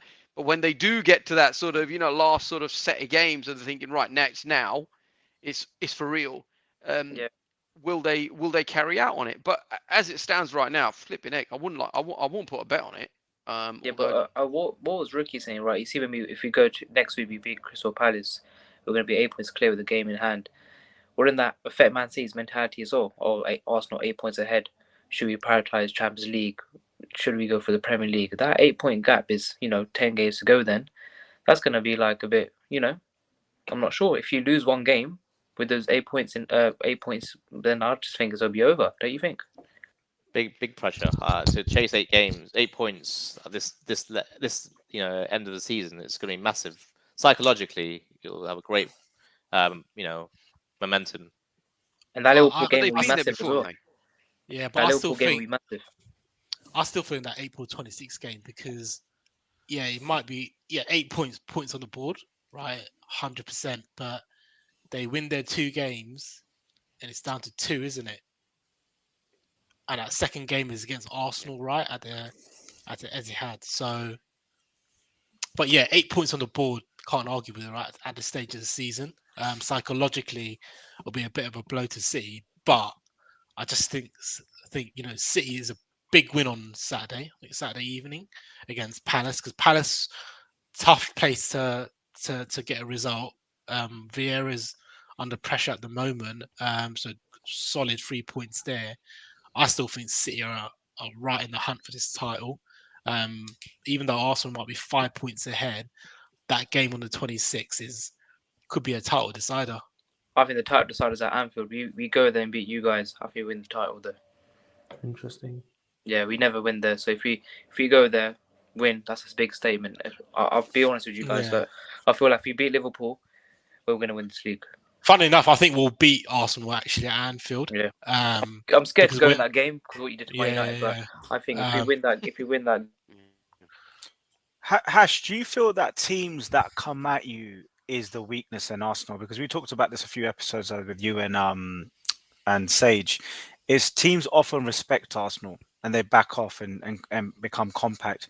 Is the worry as an Arsenal fan that when the team you're playing like a Liverpool, Man City, Chelsea, if they come at you toe to toe with quality, you could be undone and you could end up in a bit of a fight that you don't want to be in?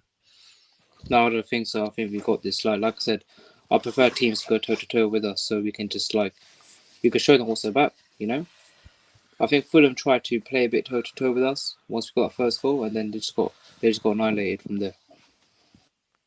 Yeah, I have a couple of questions. Sorry, go for it. Go for it. It was just a comment I was going to make. I just think the difference between Arsenal and City is that you guys got togetherness. You just got like that team mentality. Yes, we can do it. Everyone's one for all.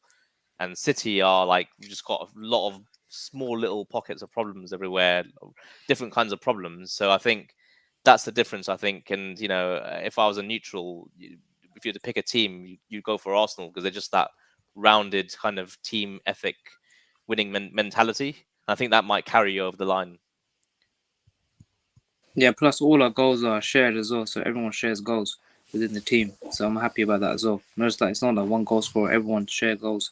You can see it from the Premier League top goal scorers. Martinelli's also close to Rashford. He's only 21 years old.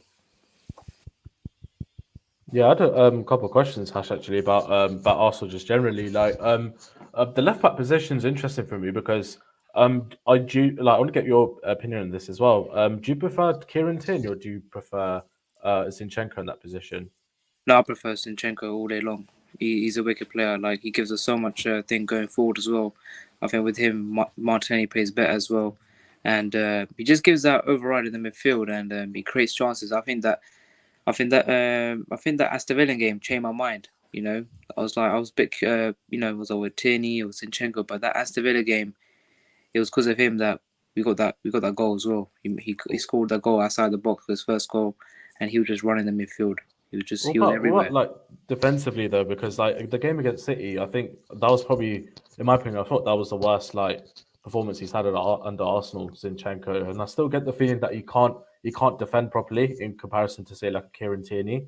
Would you agree with that? Do you think, or not really? Well, I think with Kieran Tierney, he always goes forward. He bonds bar forwards all the time, and he gives us something different going forward. But like I said, I'm happy with both of them. Some games I'll start Tierney, and some games I'll start Zinchenko. So, I wouldn't mind. But in terms of keeping the ball possession, if you're home, I'll probably just play Zinchenko if you want that possession football type. Or if it's like a City, I would have started Tierney. I think I would have started Tierney that game because they will. Yeah, Man City will have the ball more as well. But if you want to keep the ball, in the opposition's half, I think you'd start Zinchenko. Yeah, with regards to like say the end coming into the season, say you don't go on to win the league, for example, you end up the season without no trophy this season. Would you feel happy about that, or would you not be happy at the end of it? I mean, obviously, like I've said, like with Arsenal, like nobody expected you guys to sort of be in this position, and I think regardless, I think it'll be a great season for you guys. But I think with the cup competitions, I feel like you guys could have done much better in. And do you think that's a risk taken by Arteta by not sort of prioritizing these cups like the Carabao Cup, the FA Cup, and No, it's not. potentially Europa League as well? Not Do a you risk. think? Or Not a risk. I think for Europa League, you've seen him. He does start a strong team. He goes head to the strong. I think he wants to win that. And yeah, Europa League is it's still a European trophy. You still have to compete and win that. But with FA Cup and the Carling Cup, I don't care about those. I wanna win the Premier League, man. It's been like over 20 years, man. We have to but win I'm that. saying like if say if you end up with no trophy this season, Yeah. would you be disappointed I'll be disappointed. overall? 100%. I'll be disappointed. We're so close to the finishing line. Come on, like we're 5 points ahead of City. Europa League, we're almost there as well. So I'll be very disappointed. Like it's just pure. It's just capitulation. So just like I want this league title, man. I always tell Josh, like, I want this so bad. Like, Yeah, I don't think I- we're going I to get this think- opportunity again. Everyone's yeah. going to start next year. Liverpool, Chelsea, Man United, Man City. I don't think we're going to get this opportunity again. So I think we just have to. I think generally for football, it'll be good for Arsenal to win it because Yeah. City have won it quite a few times in the last 4 out They of 5, wouldn't. right? So I think it'll be good for football. You can see with Arteta, like came in a couple of seasons ago with Edu and that team supporting them. You can kind of see what they're trying to do, and now it's come to fruition. You're right. You might not get this opportunity again next season because City, Man United, etc., Liverpool, Chelsea will come strong again, right? And Arsenal will build on it as well. So I think it'll be good for football. I do hope Arsenal do go on to win it, but it's going to be close. Sully, do you think with having been a Liverpool fan, you came quite close to winning the title against City and then the mini collapse at Crystal Palace, etc. away? Do you see Arsenal in that way that if they don't win it this season, they would have the experience to go again next season like Liverpool did and eventually win it? Do you look at them? Yeah, It's a definitely. young team. Yeah, they got a young squad, young team. A lot of players are like under 23s, I think. So they got time to. I think they need to add to midfield a little bit. So if they don't win it this season, finish second, get back in the Champions League, it's still progress, right? But it's like taking that next step, trying to win, and it's tough, right? With City, it's almost like you got to get 100 points to win the league, and Liverpool got 97, 99. I still didn't win the league, which is in the Ferguson era, that's unprecedented. You get to 85 and you win the league, like no question, right? But with Arsenal, I think they're building something great. The owners, they got criticised. They've invested in the team, and still continue to invest. Some good signings in January. I think the Trossard one, yeah, if you go on to win the title, it's a great signing. But my opinion, 27 million for a 29-year-old in the last 6 months of the contract. Not too sure about that deal, but if you go on to win the title, then it's probably a great deal, right? Yeah, we say about 70 million though, so it's all right. Yeah, but he's kind of hot and cold as well, isn't he? But he seems to do quite well at the moment. So, yeah, I think Arsenal got the momentum. I think you got a great potential, up and coming manager, Arteta. He's obviously learned from one of the best, if not the best, in Pep. So it's looking good for Arsenal, and since Wenger went, or maybe a little bit before, you haven't been able to compete, and it's about competing, isn't it? Nowadays, Exactly. you have to be able to compete. You ain't gonna win the lottery if you don't buy the ticket, and Arsenal are right in the mix, and it's worked out for you. Obviously, the big games on the 26th, but yeah, I think it's looking good so far. But Josh, I also want to add to that is remember you said last week that if Eddie gets injured and stuff, who's going to pay up front?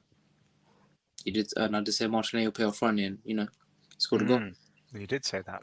I don't know about that goal though. The Fulham defender could have done more, but fair play to Martinelli. He put it in the back of the net. Is there there's a consensus that Arsenal are getting lucky? decisions. No. You know, I mean, Paulinho didn't play today. Fulham's best DM. Is there any truth in that, guys? If he was Is there there, any they truth still in that? still lost 2-3-0.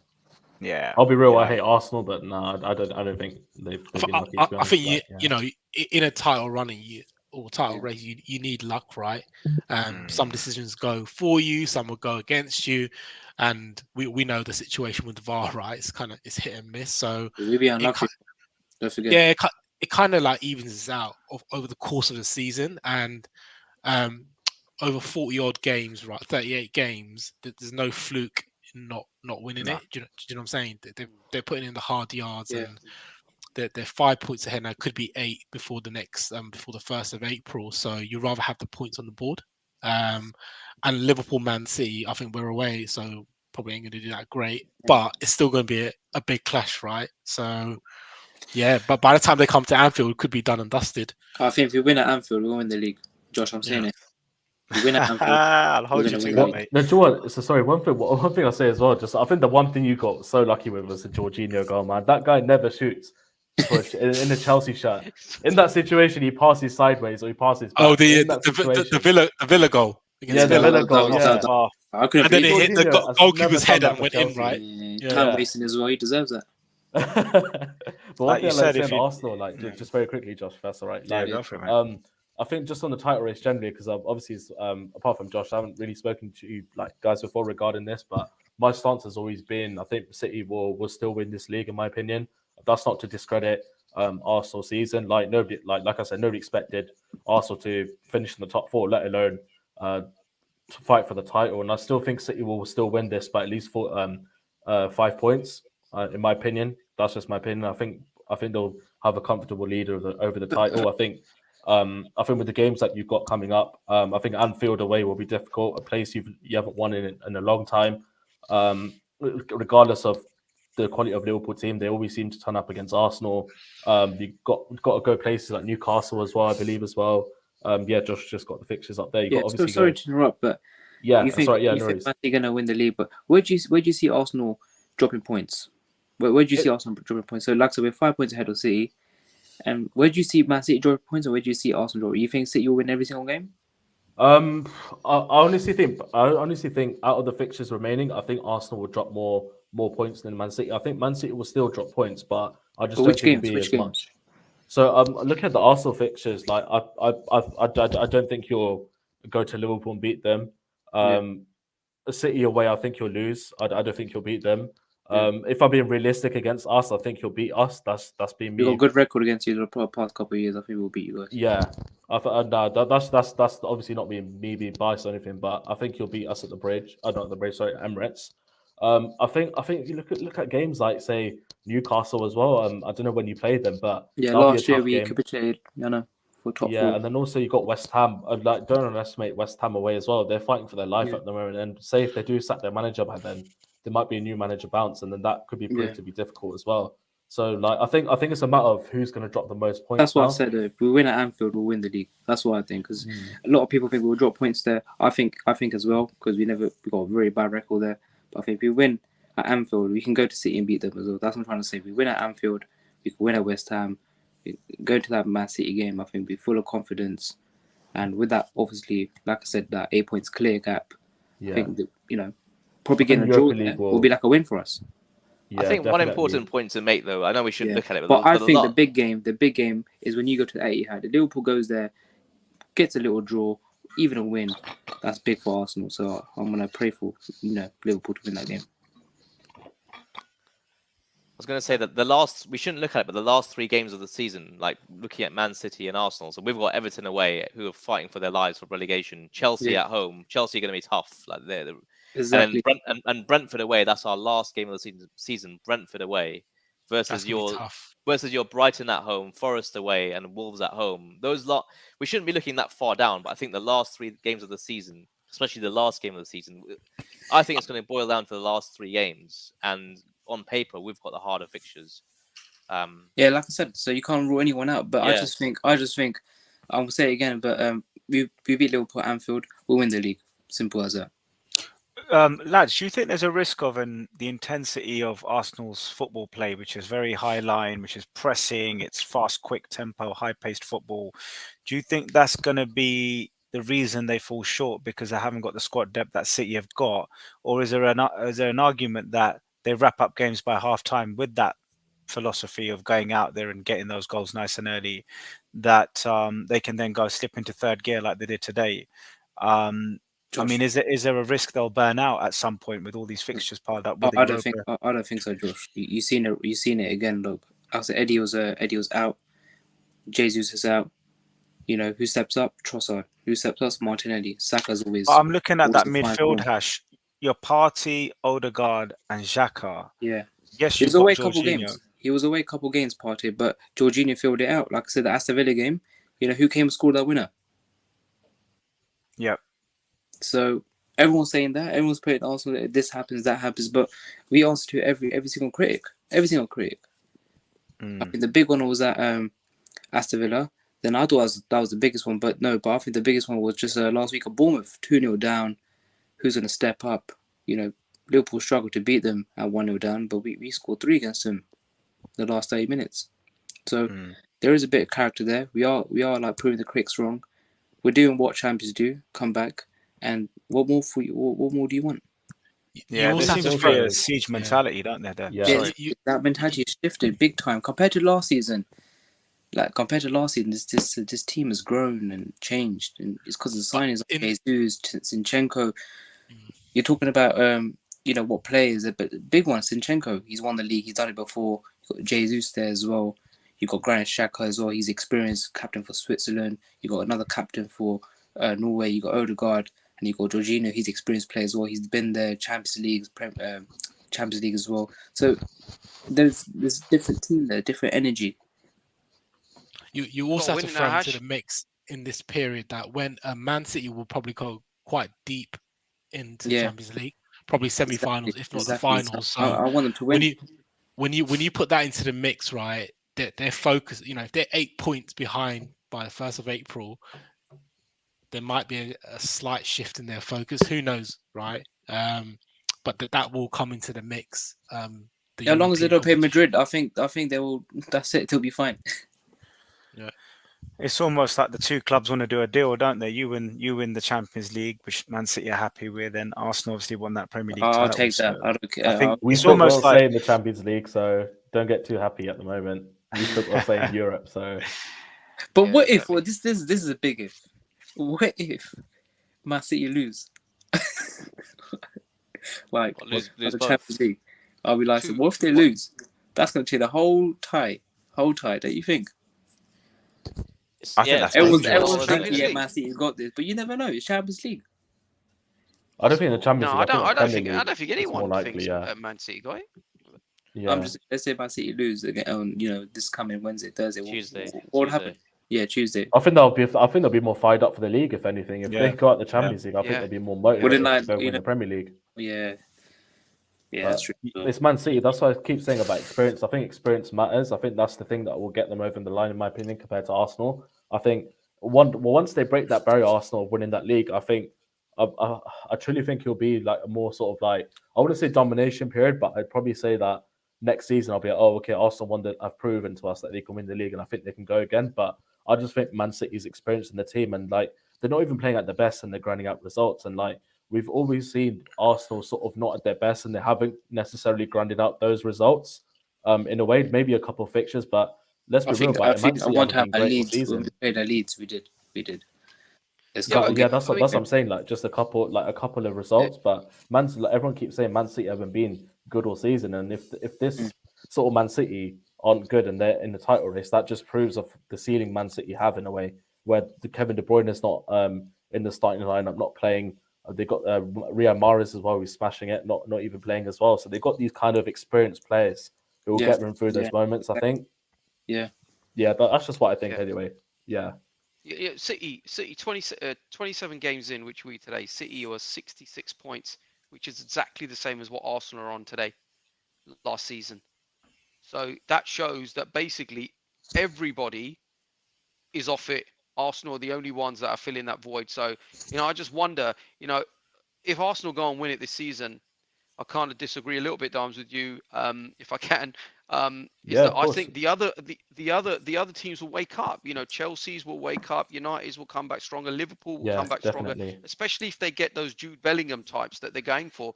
So I do think it's a little bit now or never for Arsenal as well. It's like their best moment, right? Everybody's Exactly, yeah. misfiring, and even City is slightly misfiring or have got Mm. attentions elsewhere. So Yeah. yeah, Also, you're also forgetting that if Man City do progress in the FA Cup and quarterfinals, they'll either be playing Man United, right? They got Man United or there's something It that's depends gonna on the be draw, in isn't the it? FA I Cup. think. Yeah. Yeah, exactly. Yeah. exactly. So you can't just start a B team against Man United, your rivals. So that's another But it's big the game. squad, isn't it? I think Man City have the squad to do that and the quality of squad to put out whatever team they can to beat Man United. Like even their sort of subs bench, I think would sort of come into the team and beat Man United. Whereas I think if Arsenal in those shoes, like bring on those substitutes, I don't think as good as Man City's players. Like I know obviously Reece Nelson scored the winner for you, but is he top quality? In my opinion, I don't think so. I don't know what you think of that, bro, but I think just the squad that Man More City game have. They've got time. Jesus. More game time will tell. More game time will tell. Like I said, that if you do go and win the league, I Yeah. still think that's a legendary moment. That goal he scored, against Bournemouth, that's going to be there. Be there all time.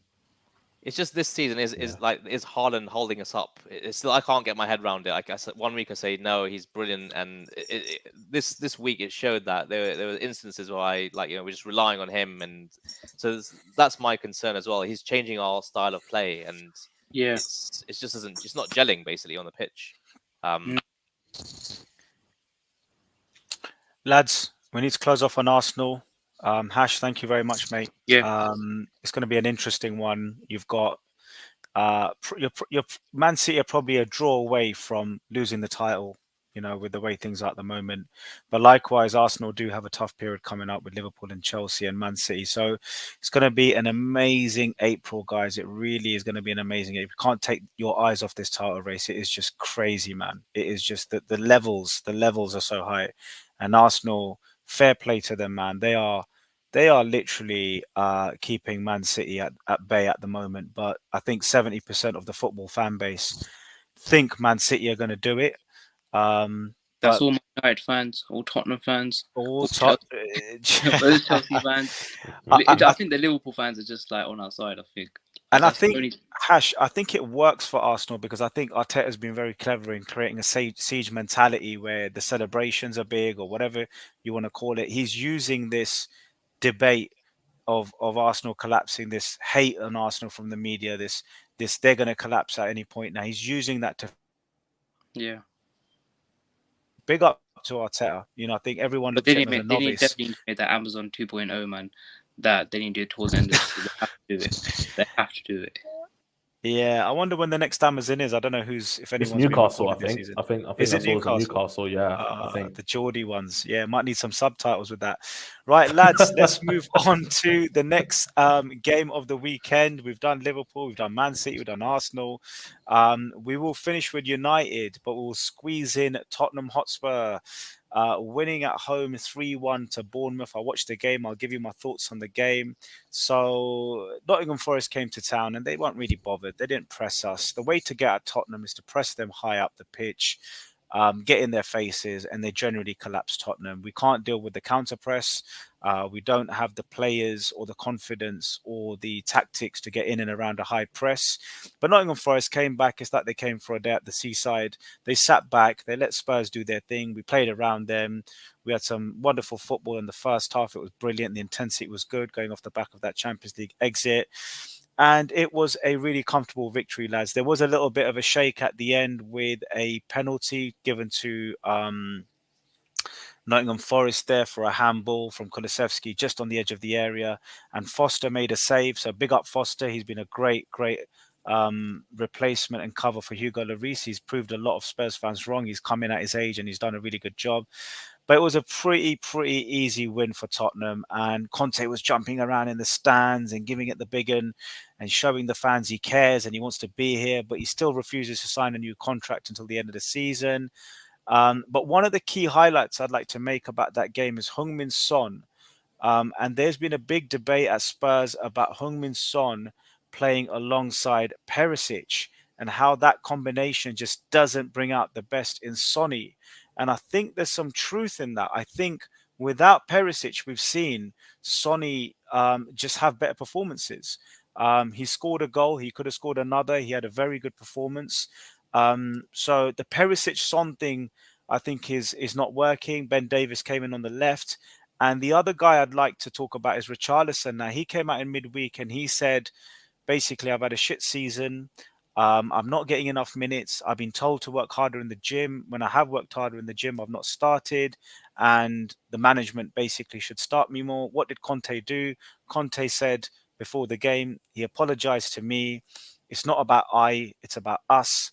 And he says sorry to me. I started him. And to be honest with you guys, that was the best game I've seen in the Premier League for Richarlison. He scored 2 in the Champions League. He scored a very tight offside goal, a beautiful finish in the top bins early on, but it was ruled offside, really, really, really close. And then he was involved in all 3 goals. He won the penalty for Kane. He won the free kick for Porro, which set up Kane. And then he set up Son for that goal as well. So involved in all 3 goals. I give him man of the match. And what Richarlison did is he spoke out. Probably shouldn't have spoke out against the management. He did. He then had the humility, and he apologized. Conte, big up to Conte for starting him and not keeping this little war going. They sorted it out as grown men, and then he delivered on the pitch. So hopefully this is the birth of Richarlison, and he really put himself about. He really put himself about. He was really unlucky not to score. And that was the story of the game, lads. But I'll open up to the panel. Any questions on Spurs? And anyone who watched it? I mean, do you guys? Let's open the first question then. Do you guys see Spurs finishing top 4 this season? There's still a lot of games to play, a lot of points to play for. But when you look at Tottenham from the outside in, as non-Tottenham Hotspur fans, how do you sum us up at the moment? I still think you'll get 4th. I think I said to you, bro, when we did that show, just us two. I still think Tottenham will get 4th. I think with the gap that you got, I believe is it 6 points you're ahead by?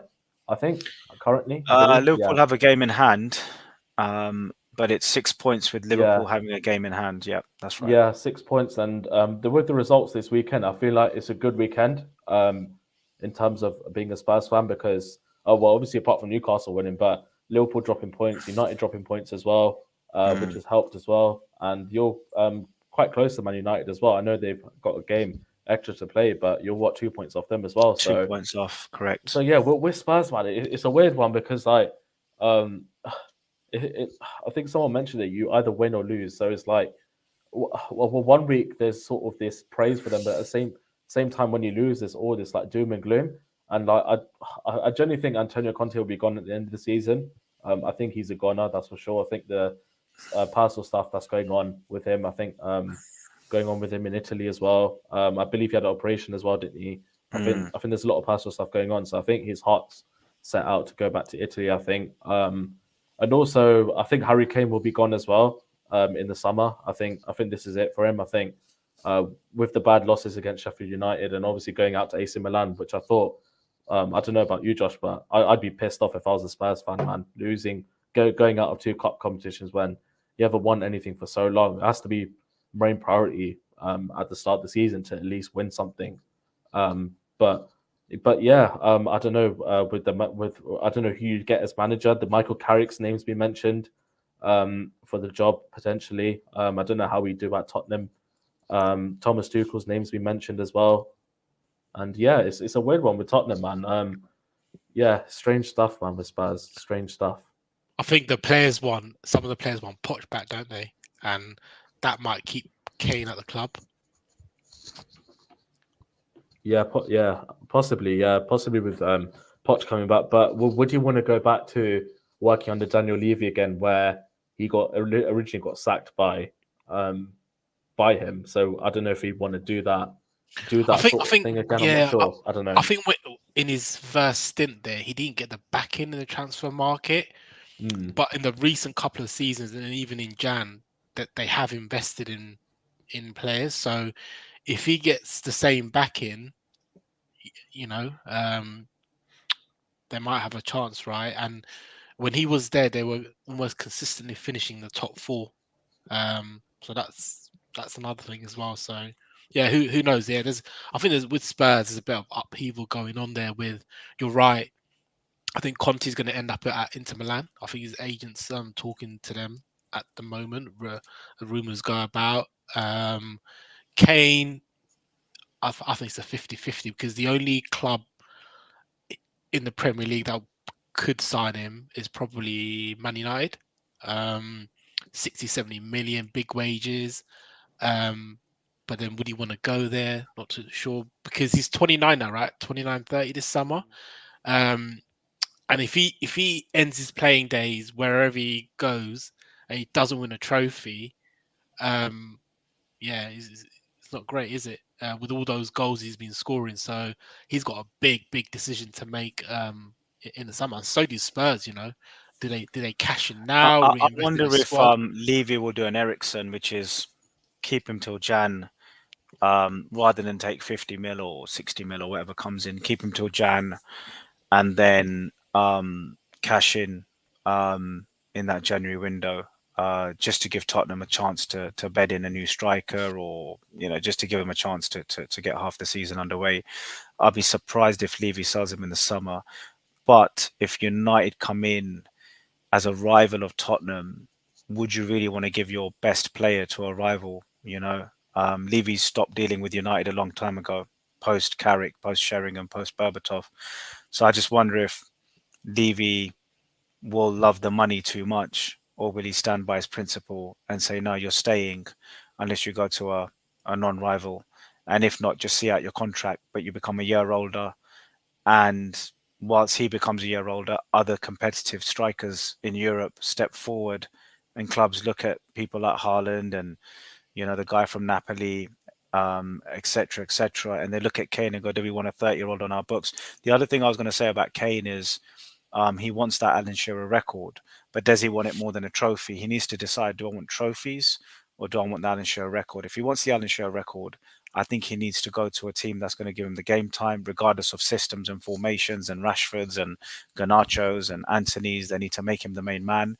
If he's happy to let that record go, then and for trophies, then yeah, I mean he could play a bit part role at Man United. Even Chelsea need a 9. I wish, man, Um, but it just won't happen because of the I just rivalry. don't I just see don't it. think it'll happen. And Yeah, just to add to your yeah. point, Ricky, on like Kane and stuff and Spurs, like for me, looking outside, looking in, I think it's more of a now or never thing with Spurs in terms of top 4. Because I honestly think if you don't get it this season and you lose Antonio Conte, you lose Harry Kane, I personally don't see you guys getting top 4 for at least another 5 to 6 years. That's just my opinion. I don't think you'll be that club anymore. I think you'll be more towards battling with like Brighton and Brentford and Fulham. I think for those sort of like places in the top half. I think that's my genuine opinion on Spurs. I think if they don't get this top 4 I this think when season, you I look think at Man City, when Aguero left, the legend Aguero left, they had to rebuild that front line, and yeah, there is an argument that Kane does take up, and we do become predictable, and it is all into Kane, and he doesn't press as high because of his age. He doesn't have the legs to run around like Jesus and keep a high line and all that great stuff, or step back and really help out. So as a player ages, and I'm sure Ricky, you felt this with Aguero and with Henry, with Arsenal and the greats of the game, you see them age, and then you start to think, are we compensating these players? Ruthless and say, right, you're 31 now, or you're 30 now, you're not good for this club overall because you're just slowing down, you're aging. Do you know what I mean? So there is an argument that some fans will say, get rid of Kane and let's start that new generation of Spurs. Let Richarlison have that time. Let's sign a few players and redevelop Tottenham without Kane, because there comes a point at which you start carrying the player at some point because it's too predictable. And I just look at Aguero, Henry, Rooney. There's a good time to leave. And I just wonder if Kane is going to hold the club back if he's there at 33 still starting for Tottenham, So it's an interesting debate on that one. April's big for you guys, isn't it? Got like big fixtures coming up. Brighton at home, and then United, Liverpool, and Newcastle. So Massive. Yeah, I think, look, Tottenham's biggest problem, guys, is before we move on to Man United, let me close off with this. Tottenham's biggest problem is away fixtures, away results. We are shocking. We lost to Man City 2-0 up at halftime. We lost to Leicester City 4-1. We lost to Sheffield United on the road. We lost to AC Milan on the road. So if you look at the last 4 or 5 games, Tottenham are really bad travellers. And we don't know how to play the high press. We do not know how to play the high press. Conte needs to work out a way to play teams that press Tottenham high. He hasn't got a Madison or a Bruno to basically technically find gaps and find those little pockets that Odegaard does. He relies on a lot of width. Pedro Porro has been a great signing. He had another great game. He really did. He had the assist for Kane for the header. On the left, Ben Davies isn't creative, but he's very defensive. So I think what Conte needs to do, my advice to Conte would be just stick with this team now. Don't mess around with it. You got Longley on the left, you got Ben Davies on the left wing, right wing, Pedro Porro, Emerson Royale, and just stick with it now. No more experimentation. Let this back three and the 2 wing backs just stick it out for the rest of the season. Perisic must come off the bench now. When teams are tired, so you can stretch defenses. But I just hope Conte doesn't now bring in Perisic again, and Davis then gets dropped to left centre back, and we've got a little bit of shifting going on down that left hand I like side. Skips. Yeah, Skip's a good player. Skip is quality. He's playing well above his age. He's showing great maturity. He's showing really good coolness on the ball. He's in there. He's a great player. Really happy with the way Skip's come along. He came in and he doesn't have the face or the leadership qualities. He doesn't do the interviews. He's a very shy young boy. You don't see a leader in there, but behind that shy exterior is a real fighting soldier there, and he's smashing it. He's absolutely smashing it. We're so lucky to have him, because without Bentancur, we all Tottenham fans dreaded without Bentancur the season was over. We thought, right, Bentancur's out. Skip, Sarr, you're kind of holding on to hope there. But Skip's been brilliant, lads. Skip and Porro have turned up from January, from the end of Feb, and absolutely smashed it together. Romero, AC Milan got sent off. Yellow card every game, every other game. It's just ridiculous how many yellows this man gets. But yeah, Tottenham are huffing and puffing. We're huffing and puffing, and I think we'll stumble to top 4. There's no way we're getting third. We'll stumble to top 4. And then all eyes are on Conte, on Harry Kane, and Paratici. And Paratici will know within the next 4 weeks what's happening with his charge. Conte will have to wait now till the end of the season because he keeps saying, we'll see, we'll see, we'll see. I wonder if that's a budget linked decision. Give me 200 million, I'll stay. Or is it just, I want to go. I want to go back to Italy. Maybe some clubs are in for him there. And Harry Kane, obviously, we've spoken about. He is in the power seat in terms of what he does. But ultimately, he's got a contract. He's got a contract. And if Livy wants to hold him, he can hold him against his contract. That's where we are. But we've got Southampton away next, really bad on the road. Everton away next, really bad on the road. I won't be surprised if we pick up 2 points from those 6 points. It's a good set of fixtures when you look at it on paper. I mean, like look at that. Like apart from Newcastle, Man United, obviously, like if you look at those fixtures, like Southampton away, not great. Obviously, they beat us. They got a draw today. Everton away, we know how Everton are. Brighton at home, I know Brighton are doing well this season, but Brighton at home, you should beat them, and you've got Bournemouth at home. So, yeah, 4 fixtures to really sort of solidify that 4th place, in my opinion, with Spurs. Yeah, the only problem is what half we play, man. It's literally like yesterday we smashed it in the first half. Second half, Forest came on. When we go to Southampton, what are we going to do? What are the tactics? Because for some reason, these players, when we're on the road, just don't want to go out and play football. It's like they've got a fear. And Conte needs to find a way to get these players up for it in the first half. Because once you've scored the goal, Tottenham have a great record. Once you've scored a goal, we're okay. We're difficult to beat. But it's just getting that first goal. If Southampton get the first goal, then Tottenham are chasing shadows. And it's difficult. But we have been the comeback kings as well earlier in the season. We've shown we can come back from 1-0 down, 2-0 down. To sum up Tottenham as well, like it won't surprise me at all if you like lose if you lose to Southampton, but then you beat Manchester United at home. That's what we do. That's just I honestly think that happened. I think you'll lose to Southampton, but then I think you'll come back and beat Manchester United. I think that will happen. Yeah, this time last season we had this very similar points. I think we're exactly the same points compared to last season. But the difference between last season and this season was we then went on a really good run from now on. So Harry Kane said it after Milan. He said this group needs to find the desire and the courage to now go on a run. We did it last season. We need to do it again this season. But the great news for Tottenham is Chelsea and Liverpool aren't around at the moment. Thank God. Liverpool are there, but they keep stuttering. Newcastle got over the line today, but they're not too dangerous. And Man United are stalling as well now. We can see that. So Tottenham find themselves in a situation where, whilst they're playing hot and cold, so are the others around them. So just one of those teams needs to put a run together, whether it's Chelsea, Spurs, Liverpool. If one of those teams could put 3-4 wins together, then it's there for the taking. So it's at the moment you can't even call the top four. It's difficult to call the top four. But we'll see what happens. We'll see what happens. 2 away fixtures. People say, "Oh, we beat Forest. We're back on track." Mate, everybody's beaten Forest this season. Do you know what I mean? They're not a great team, and they came and did very little. So I'm not sitting here going, "Oh yeah, Tottenham are back." I'm sitting here going, "Forest were crap." If Southampton let us play football and sit back, we will play and we'll probably score. If Everton sit back, we will play well.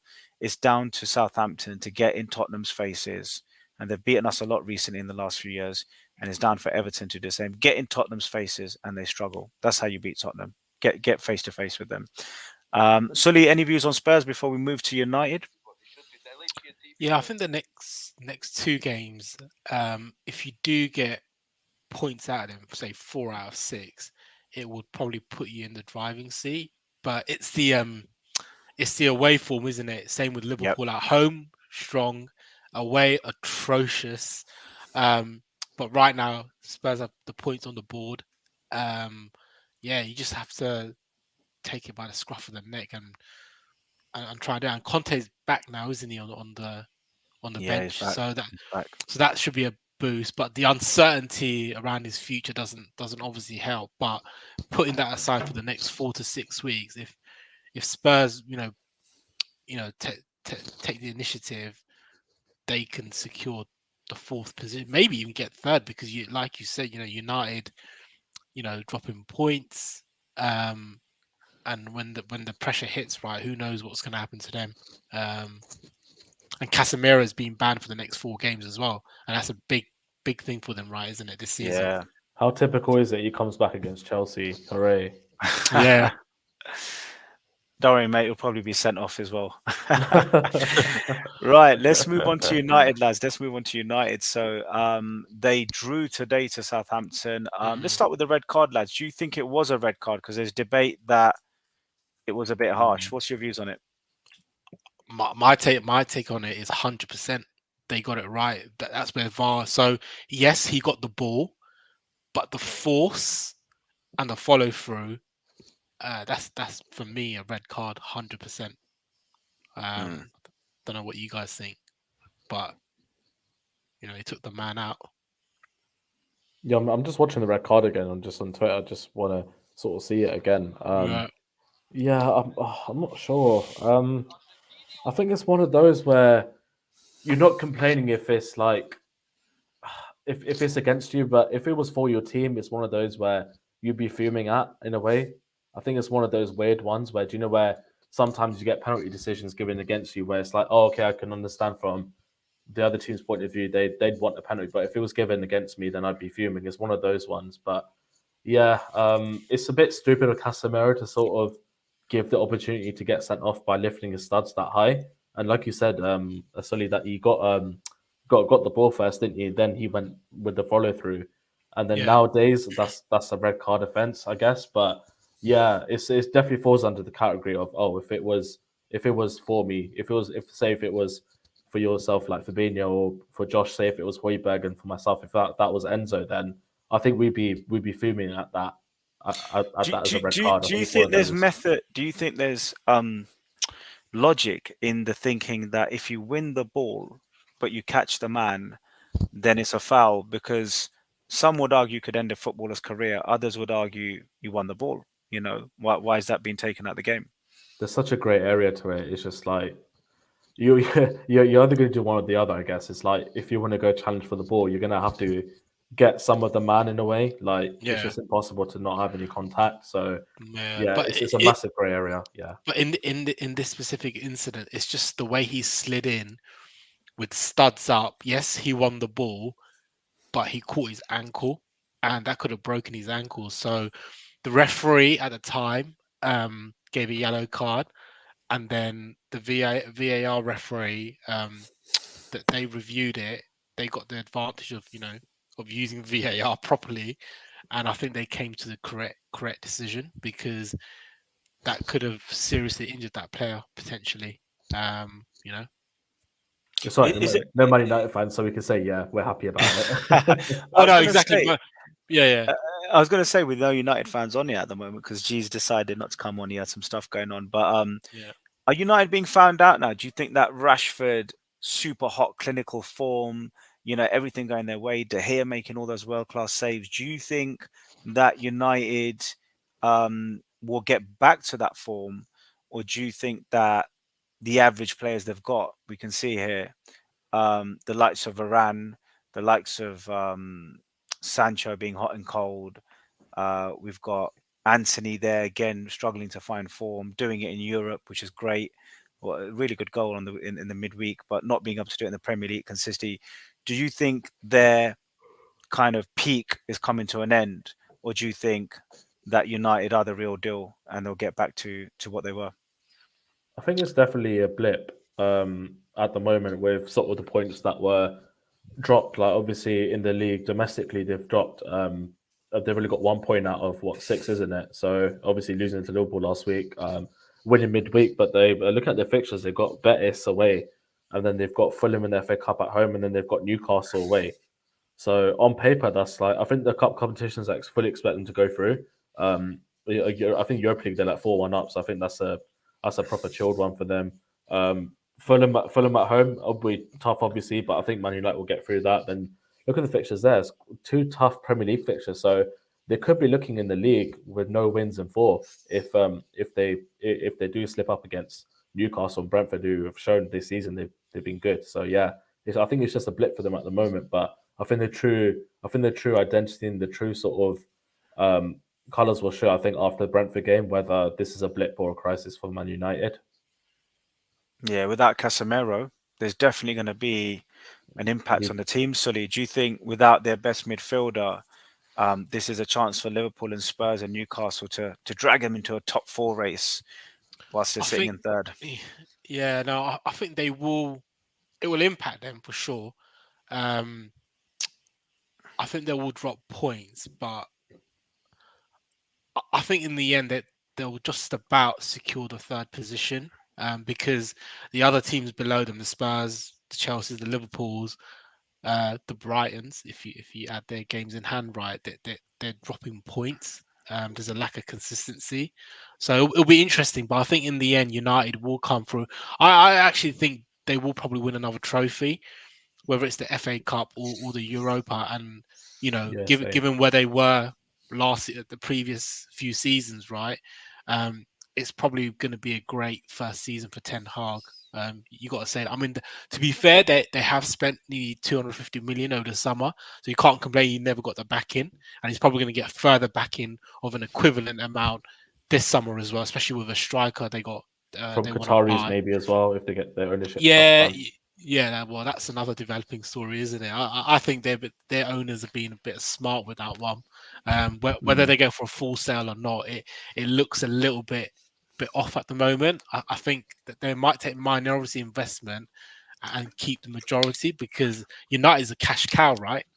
They've been bleeding it dry, literally. They haven't put any of their own money in, other than 200 million at the beginning. So, but yeah, I think in the end, United will probably just about scrape third. Not scrape. They'll probably secure the 3rd position, because the teams below them.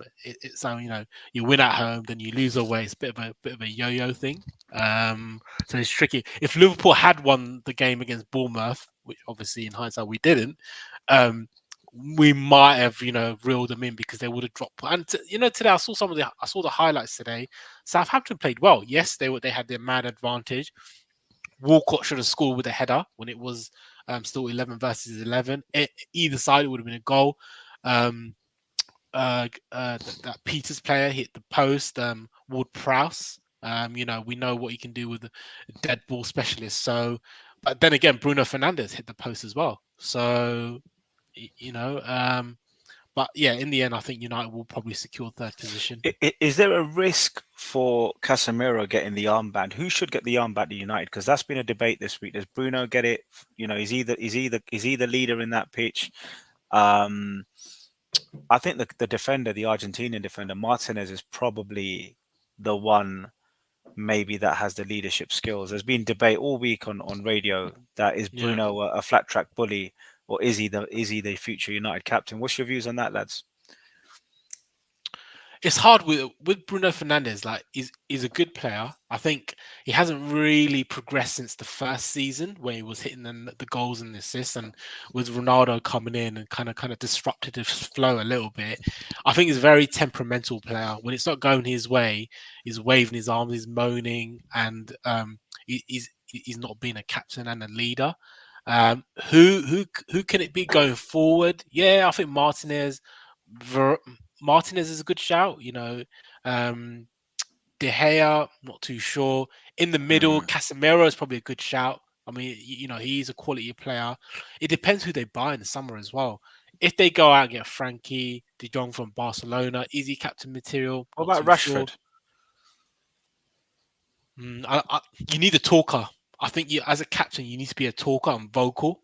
You don't have to be the greatest player in the world, but Jordan Henderson in the time that he's been at Liverpool and a captain, he's a talker and he organises people, and you can hear him on the pitch. I don't know if they've got anyone like that within the United ranks at the moment. So maybe Fernandes for now is the right person because that's probably the best they've got in terms of captain material. But it depends who they buy going forward. I think Rashford, he's very quiet and he's hot and cold as well. Yeah, this season is hot, but he's 24, 25 now. So, but if you look at his previous seasons, his stats he's a streaky player, but this season he's been much more consistent. He needs to do, people say, oh, can he be compared to the likes of Salah and whatnot? No chance. He's got to do it for the next 4 or 5 seasons, consistently 20 goals a season. Then you can say, do you know what? He is a real deal. But yeah, this season he's done really well. But if you want to put him up there with the Kanes and the Salahs, you got to do it season in, season out. Definitely. Yeah. Wicked, brilliant. Lads, Man United done. We've done all the big 6 clubs now. I don't think I've missed anyone. So Newcastle having a little mini comeback there with the win today, 2-1 over Wolves. So they're in the debate. They're in the debate for sure, man. They're in that top 4 debate. So big up Newcastle for turning it around today, getting back to winning ways. They've had a lot of draws, Newcastle, but they managed to turn it around today. And they've got some really good fixtures ahead. Fixtures they would say on paper they should win. So watch out for Newcastle as well. What I'd like to do, lads, is to close off today's show. I'd like to get your views on the big 6 teams that make our team of the weekend. So which goalkeeper for you guys was the standout goalkeeper this weekend? So let's just talk through it. We've got Foster for Tottenham. You've got who didn't have a clean sheet but had a penalty save there. So he's in there for saving that penalty. He had another really reaction save which he put over the bar from a header. Fraser Foster for Tottenham, for someone who most people wouldn't even rate. We've got De Gea there with a clean sheet and a draw. We got our man at Chelsea there, Kepa, 3-1. Got a no already from Dams on that one. We've got Ramsdale at Arsenal. Don't think he had much to do today. Nice clean set of gloves to go back in the dressing room with.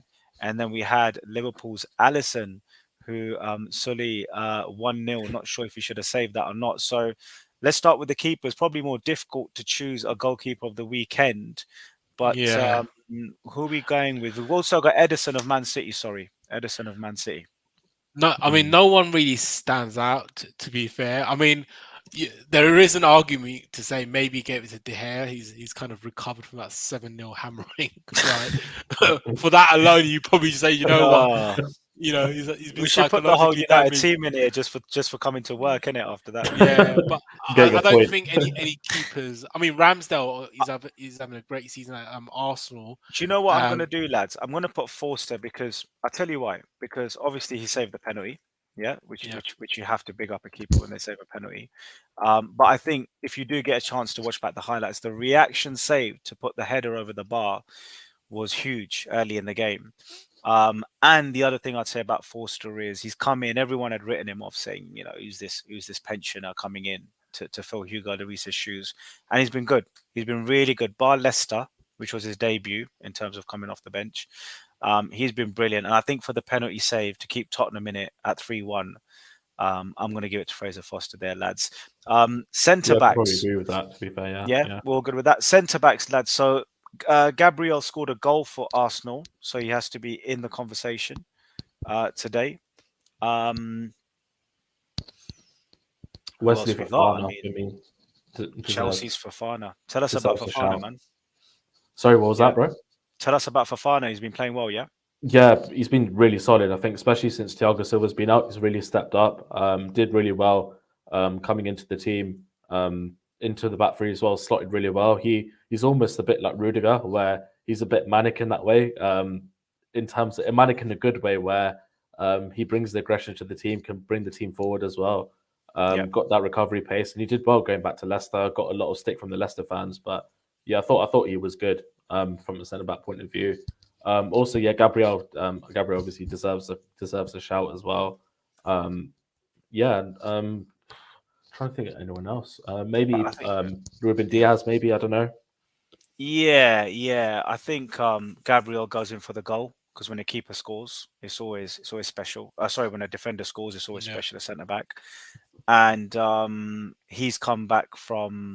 Gabriel's come back from a few mistakes recently as well. The Man City game especially, he got flipped upside down on that game, didn't he, a few times. So let's put Gabriel in there. Yeah. We can't put Van Dijk because you lost Sully, and he seems to be losing his credibility out there. Van Dijk, there's a lot of conversations on radio that Van Dijk is no longer Van Dijk, and some people calling him Van Disney. Yeah. He should have scored over the weekend. I don't know how he missed that chance. Oh yeah, I saw that. Yeah. I'd put probably one of the Man City defenders in Akanji or Diaz, right? Because that's a good 3 points at Palace. It's tough ground. I know Liverpool, Palace are a bogey side at Selhurst Park, right? Yeah, it's a tough place to go and get 3 points, and in a title run-in as they are in, it's a good 3 points, right? Even if it was a penalty to secure the through. So maybe go with Diaz. Yeah. No, let's put him in. Yeah. Okay, let's put him in as our centre back. What a decent centre back pairing there for the weekend. So Gabriel and Diaz. You never know. One day they might play together. Who knows? Right, left back, lads. Any nominees for the left back of the weekend? There's only one answer for me. Ben Chilwell gets in there. I'm sorry, but Ben Chilwell, just outstanding. Took the goal really well. His technical ability, like I mentioned, his crossing, his corners, his shooting as well, man. And his defensive play was solid, man, throughout the game. That's the stand-up for me, in my opinion. Non-biased, obviously. Yeah, he got the goal, didn't he? Yeah, no, he did as well. Yeah, Ben Chilwell, got the goal. Yeah, he's looked really good as well since coming back into the team. Yeah. I don't know who anyone else. I mean, Ben Davis was a shout maybe as well. Ben Davis had a quite a game. Who else? Zinchenko's a shout as well. Zinchenko, yeah. I mean, he didn't get an assist or a goal, did he? I don't think so. No, I don't think. Let's give that to Chilwell for the goal. He took that really well as well, first time. Brilliant finish. Right back. I'm going to throw in Pedro Porro for the assist for Kane's first goal, the header. Yeah. He was a constant menace down the right-hand side, causing problems with his pace, creativity. He's got I just hope we don't take what he's got out of him and make him Tottenham, because that means we blunt him. I hope he keeps playing risky football, because I just hope he doesn't get too safe with his passing. He was taking some really big risks with nutmegs and step overs. Is he good as well as good going forward? Is he good defensively, or has he not been tested yet? He's got Romero behind him, the World Cup winner Romero behind him. So it's When he's helping him. there, right? When he's there. Yeah, when he wasn't there against Leicester, we let him fall and he had a nightmare. But that was his debut, and Yeah. maybe he need to get used to the team and the Premier League. But no, he's just gone from strength to strength, man. He has gone from strength to strength. He's getting the license to roam up. And the other thing, he had a really good connection with Richarlison as well, which was great to see. Both those guys had a bit of telepathy there with movement, and they kept finding each other. And that was great to see Richarlison linking up with Pedro Porro. We've lacked width on the right because Emerson can only go backwards, not forwards. And Ben Davis on the right, on the left is very safe. So let's put Pedro Porro in there, chaps. Let's talk midfielders. Yeah, with the assist. Let's talk midfielders. So Odegaard got the goal. He's a shoe-in, I think. I think Odegaard deserves to go in he's there got for to go sure. in, hasn't he? Yeah, I he's think, got to yeah. go in. Brilliant from Odegaard. On the left, any other midfielders that smashed it? We had the goal from Man City, didn't we? No, sorry, it was Haaland, wasn't it? Not a midfielder. Did Enzo Fernandez had a good game over the week? Did he? Yeah, he was solid, man. The assist and the pre-assist as well for Kovacic's goal. Some of the passing he was doing, man. Such a player, man. Like, so good, man. Enzo look Rolls Royce. What about on the right here? So I know Kovacic scored. I mean, you could. I don't know. I don't want to make this like a full Chelsea 11, but yeah. I would say. Oh, this is only top 6, right? I would have thrown in. I would have thrown in McAllister from Brighton because he scored over the weekend. He's quality. It's a good shout. Yeah, very good shout. Good shout. But we got to keep it big 6. We got to keep it big 6 only, right? Got to keep it big 6. Oliver Skip's a shout as well, I think, in that position. That is a great shout. In my opinion. That is a great shout. Let's put Skippy in then. Let's put Skippy in before you guys change your mind. Right, top left. Are we going Trossard? Martinelli, I think, started on the left, did he, today? I put Trossard there, maybe. I think I put Trossard. Yeah, sorry. Martinelli was in the middle, wasn't he? So Trossard with 3 assists takes that all day long. Strikers, we got Haaland, we got Kane with 2 goals, penalty and a header. Kane, probably Kane, right, with the 2 goals. Yeah. And then on the right, who do we put, lads? Richarlison had a hand in all 3 goals and 2 assists. Again, I don't want to make this Tottenham. Anyone else? Chuck him in there with those Chuck him in there before Conte changes his mind. I was going to give a shout to maybe Kai Havertz, who I thought did really well over the weekend as well. But let's put him in. Let's put him in. I'm trying to think of anyone else. There's definitely no United players deserve to go in there because they didn't score a goal. It's pretty much a London-based first 11, isn't it? It is as well. Yeah, Diaz and who else? That's it. Yeah, you're right. It's all the London. Well, London won it this weekend, didn't they? 3 wins from 3 fixtures. Tottenham, Arsenal, and Chelsea winning it, and the North suffering today with Liverpool and Man United, Man City holding it up for the Northern teams, lads. But there we have it. There's our team of the week. So Forster in goal, Diaz and Gabriel as centre backs, Chilwell, Porro, Enzo, Odegaard, Skip. That is a serious team there. Trossard, Kane, and Havertz, Richarlison. Wow. And last but not least, manager of the weekend. Any managers that made a tactical? I mean, let's talk. Is this only top 6 or is this all everyone? Top 6, man. Top 6. Big okay. 6. Yeah. Did Potter do anything in that game to tactically change it? Did Arteta, obviously is in there. Conte. I'd give it to Potter because 3 on the bounce, massively under pressure, not from his own fans and getting threats and stuff like that. So big result in the Champions League, right?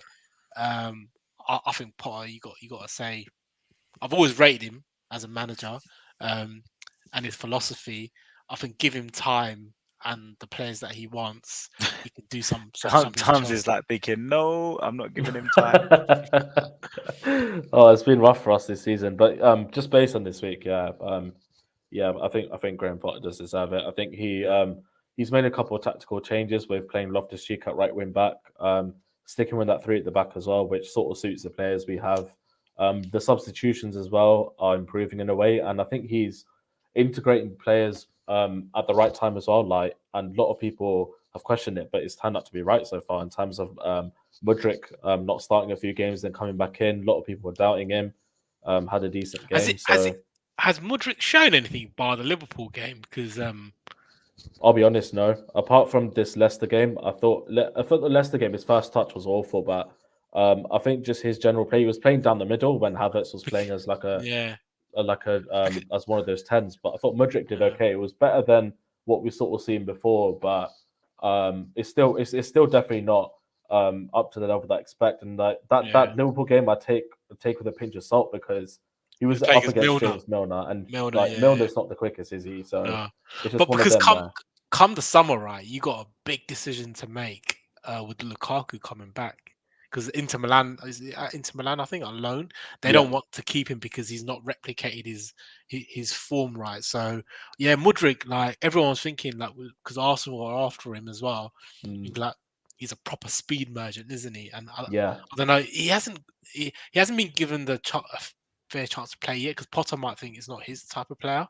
Don't know yet. Maybe, But yeah. Like, I think, I think with regards to that, I think a lot of these players that we signed in January, like, we don't actually know which ones Potter actually wanted. Like, the Mudryk yeah, one is definitely one where I feel like that's more the ownership than Graham Potter. But I'm sure Graham Potter's not going to refuse to not play Mudryk because we have to remember as well, he hasn't played a lot of football because of the wars in Ukraine and stuff where yeah. that stopped the league. So he hasn't played a lot of football. He was ill against Fulham. That's why he got hooked at half time. Yeah. I think he had the flu and stuff. And then, since then, Raheem Sterling's come in the team. He's done well since he's come back from injury. And there's not really any spot. And for some reason, like before then, Kai Havertz was starting a lot of games, which actually helped himself because he's actually starting to perform as well. I'm still inclined to sell Havertz in the summer just because I'm not forgetting how terrible he's been for 3 seasons. And also, Well, with Mudryk, it's a weird one, man. Yeah. Well, because Felix is doing quite well, right? We know he's a smart player, but it's that kind of thing. Like in the summer, do you keep that sort of like Havertz, João Felix, right? Because Felix is going to cost around 100 million, whichever way you look at it, or do you go out there and get an out-and-out striker?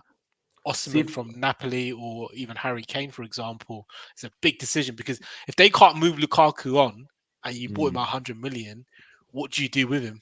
You're stuck, and then you're stuck, aren't you? Really, with him at the moment.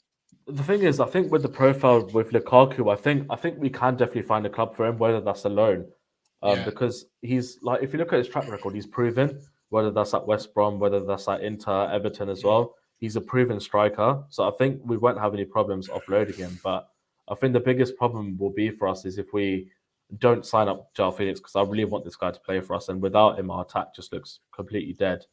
Because we have too many winger type players like Mudryk, Sterling, Pulisic as well.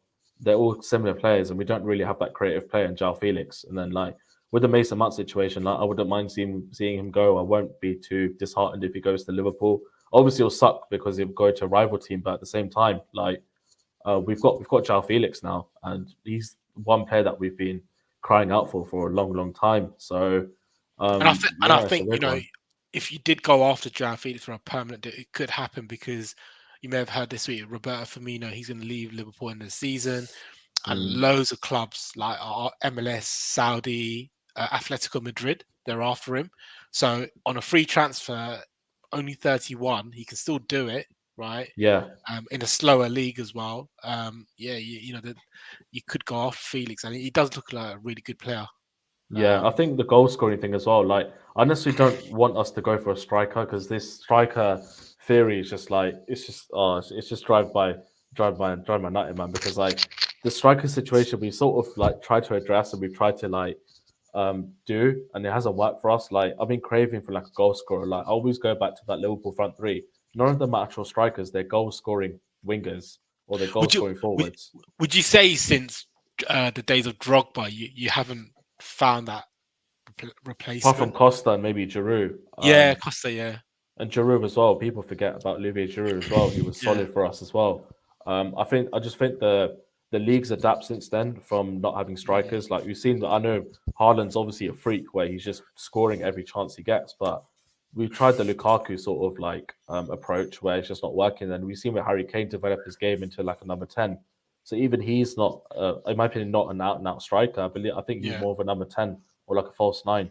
And I think that the days of strikers are over in the Premier League, I think. I think it's more about finding those goal-scoring wingers, I think, or just a goal scorer. They don't necessarily have to be a striker.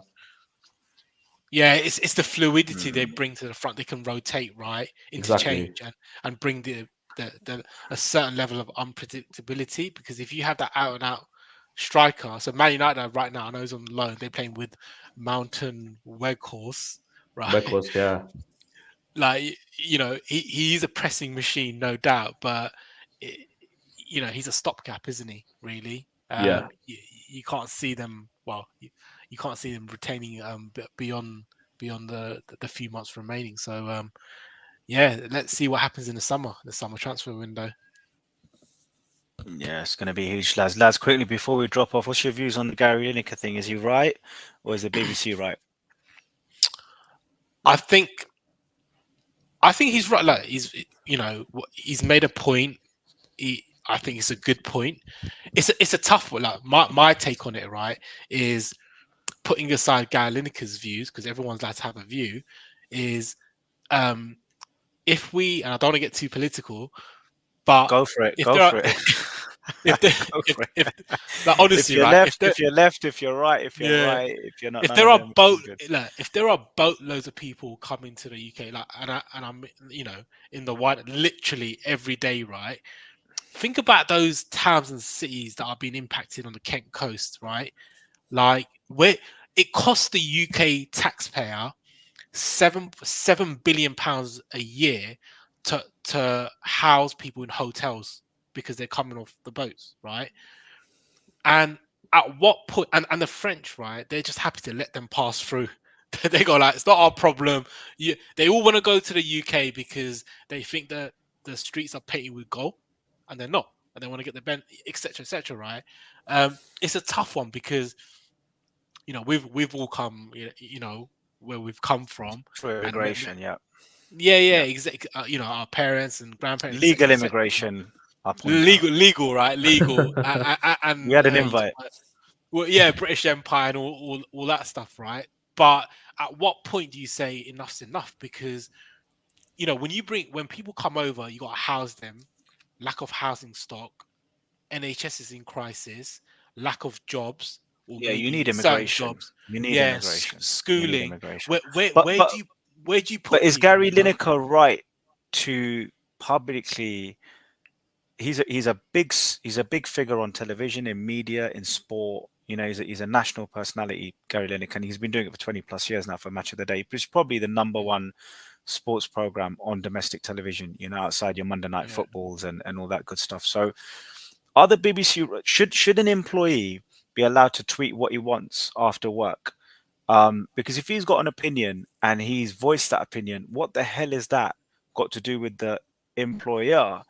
Or is there an argument that, hold up, with the seat that you hold, you Mm. should not be publicly putting stuff like that out there about Yeah, the government using 1930s German, you know, approach or language or whatever it is to the way that the government has put their new asylum policy out there and the way they've done it. I yeah, mean, basically, it comes down to freedom of speech, doesn't it? But there's been a yeah. debate all week in the papers about what is freedom of speech now. Is it freedom of speech, or is it freedom of speech based on who you work for, who you are, Mm. what you do? I mean, what are your The, views fi- on I that? think they did the right thing, in my opinion. yeah, Yeah, Like the what all the BBC. BBC pundits did, yeah. Like showing that solidarity with obviously Lineker, Shearer, Wrighty, and obviously Scott. Alex Scott as well, Mm, who does football mm. focus, I I think believe, as soon well. as So Ian Wright came out and said what he said, right, the others had no other choice really, because they're not going to go into a show and yeah, you know, not back their mate. I think Because eventually they'll say sorry. Though I think it will go back to normal yeah, within a few weeks. Like it's I just think it has already. a I think couple of they've weeks. worked it out. They've patched it up. it's a tricky one Yeah, with Gary Lineker because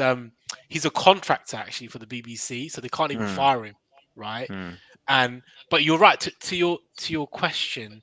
You know, if you're working, you know, if you're working for an employer, right, whether you're direct or contractor, there are certain rules and regulations you got to follow, but then you got to balance it out with freedom of speech, right?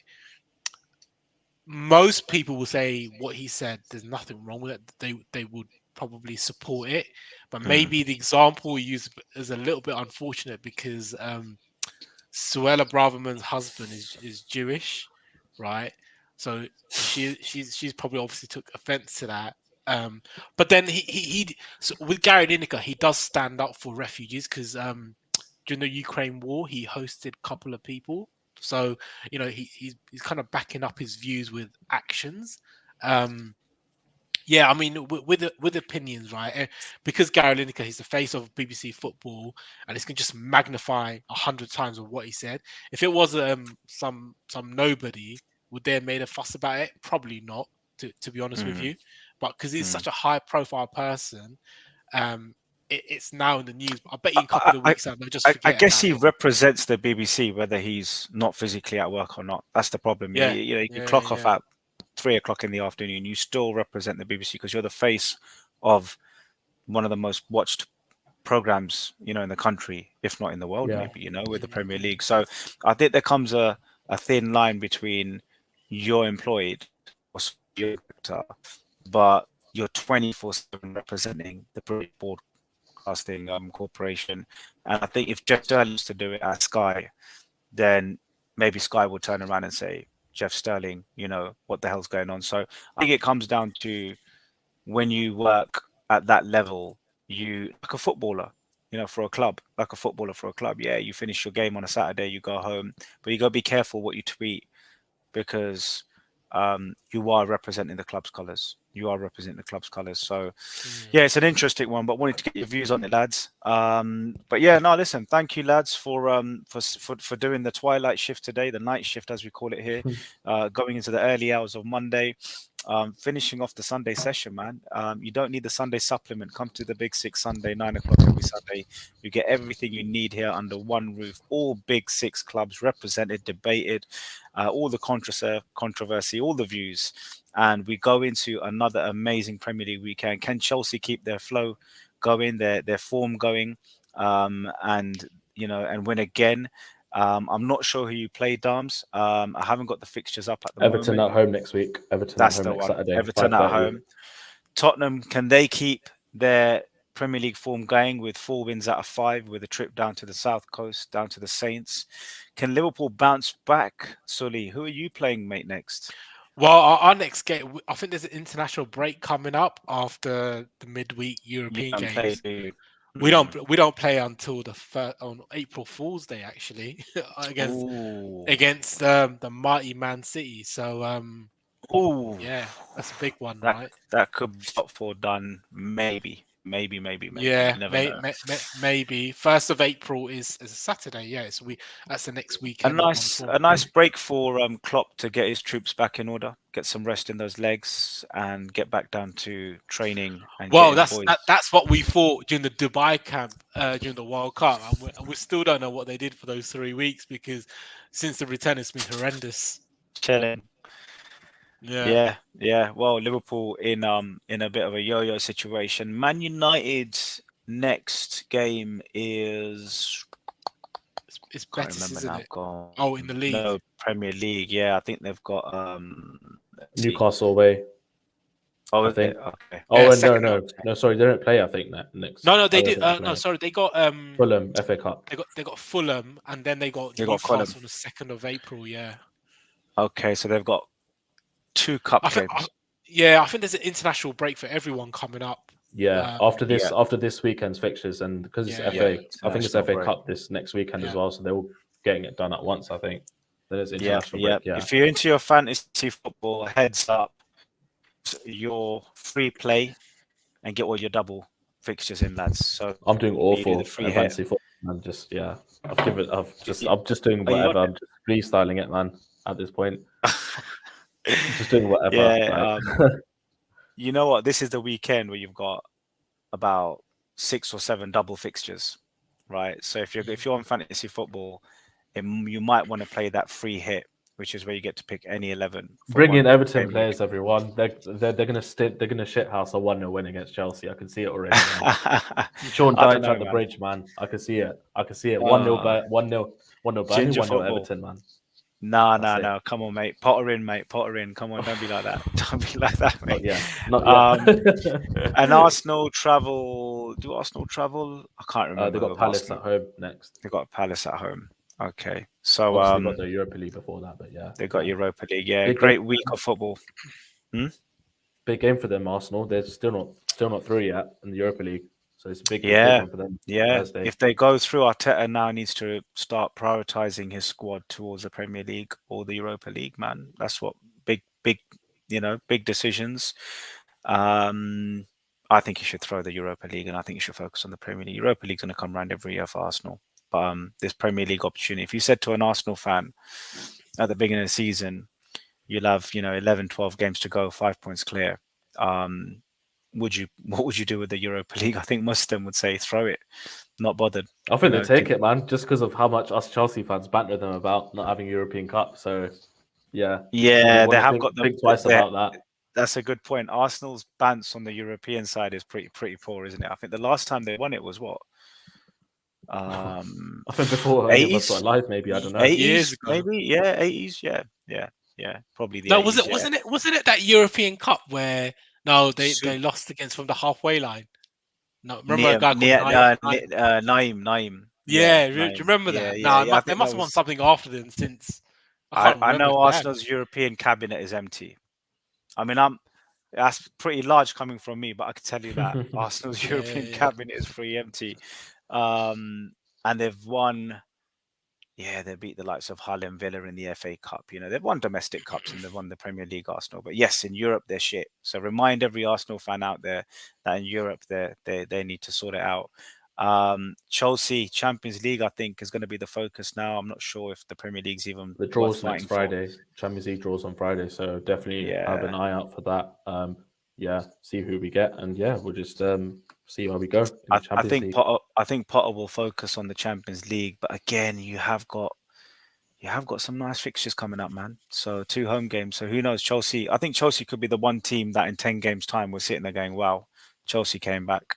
I don't see Liverpool. Or on the flip side, we'll be like, "Oh, how shit have Chelsea been the last month?" Yeah, I think you're suffering from Potteritis or something, man, because that last month's been so shit that you're still wounded for it. But lads, big up, man. it's 11:40. We'll hopefully see you on episode 9. Thanks for coming on today. Thanks for your views, and thanks to the other guests and pundits that came on earlier. I want to big up Hash, the Arsenal fan, Ricky, the Man City fan, VJ, the Chelsea fan, and G will be back next week to represent Man United as well. God bless. Good night, lads. Have a good week. Hope your teams do well in the week. And we'll see you in 7 days, lads. Good night. Big Take care. Bye-bye. And see you soon, lads. See you later.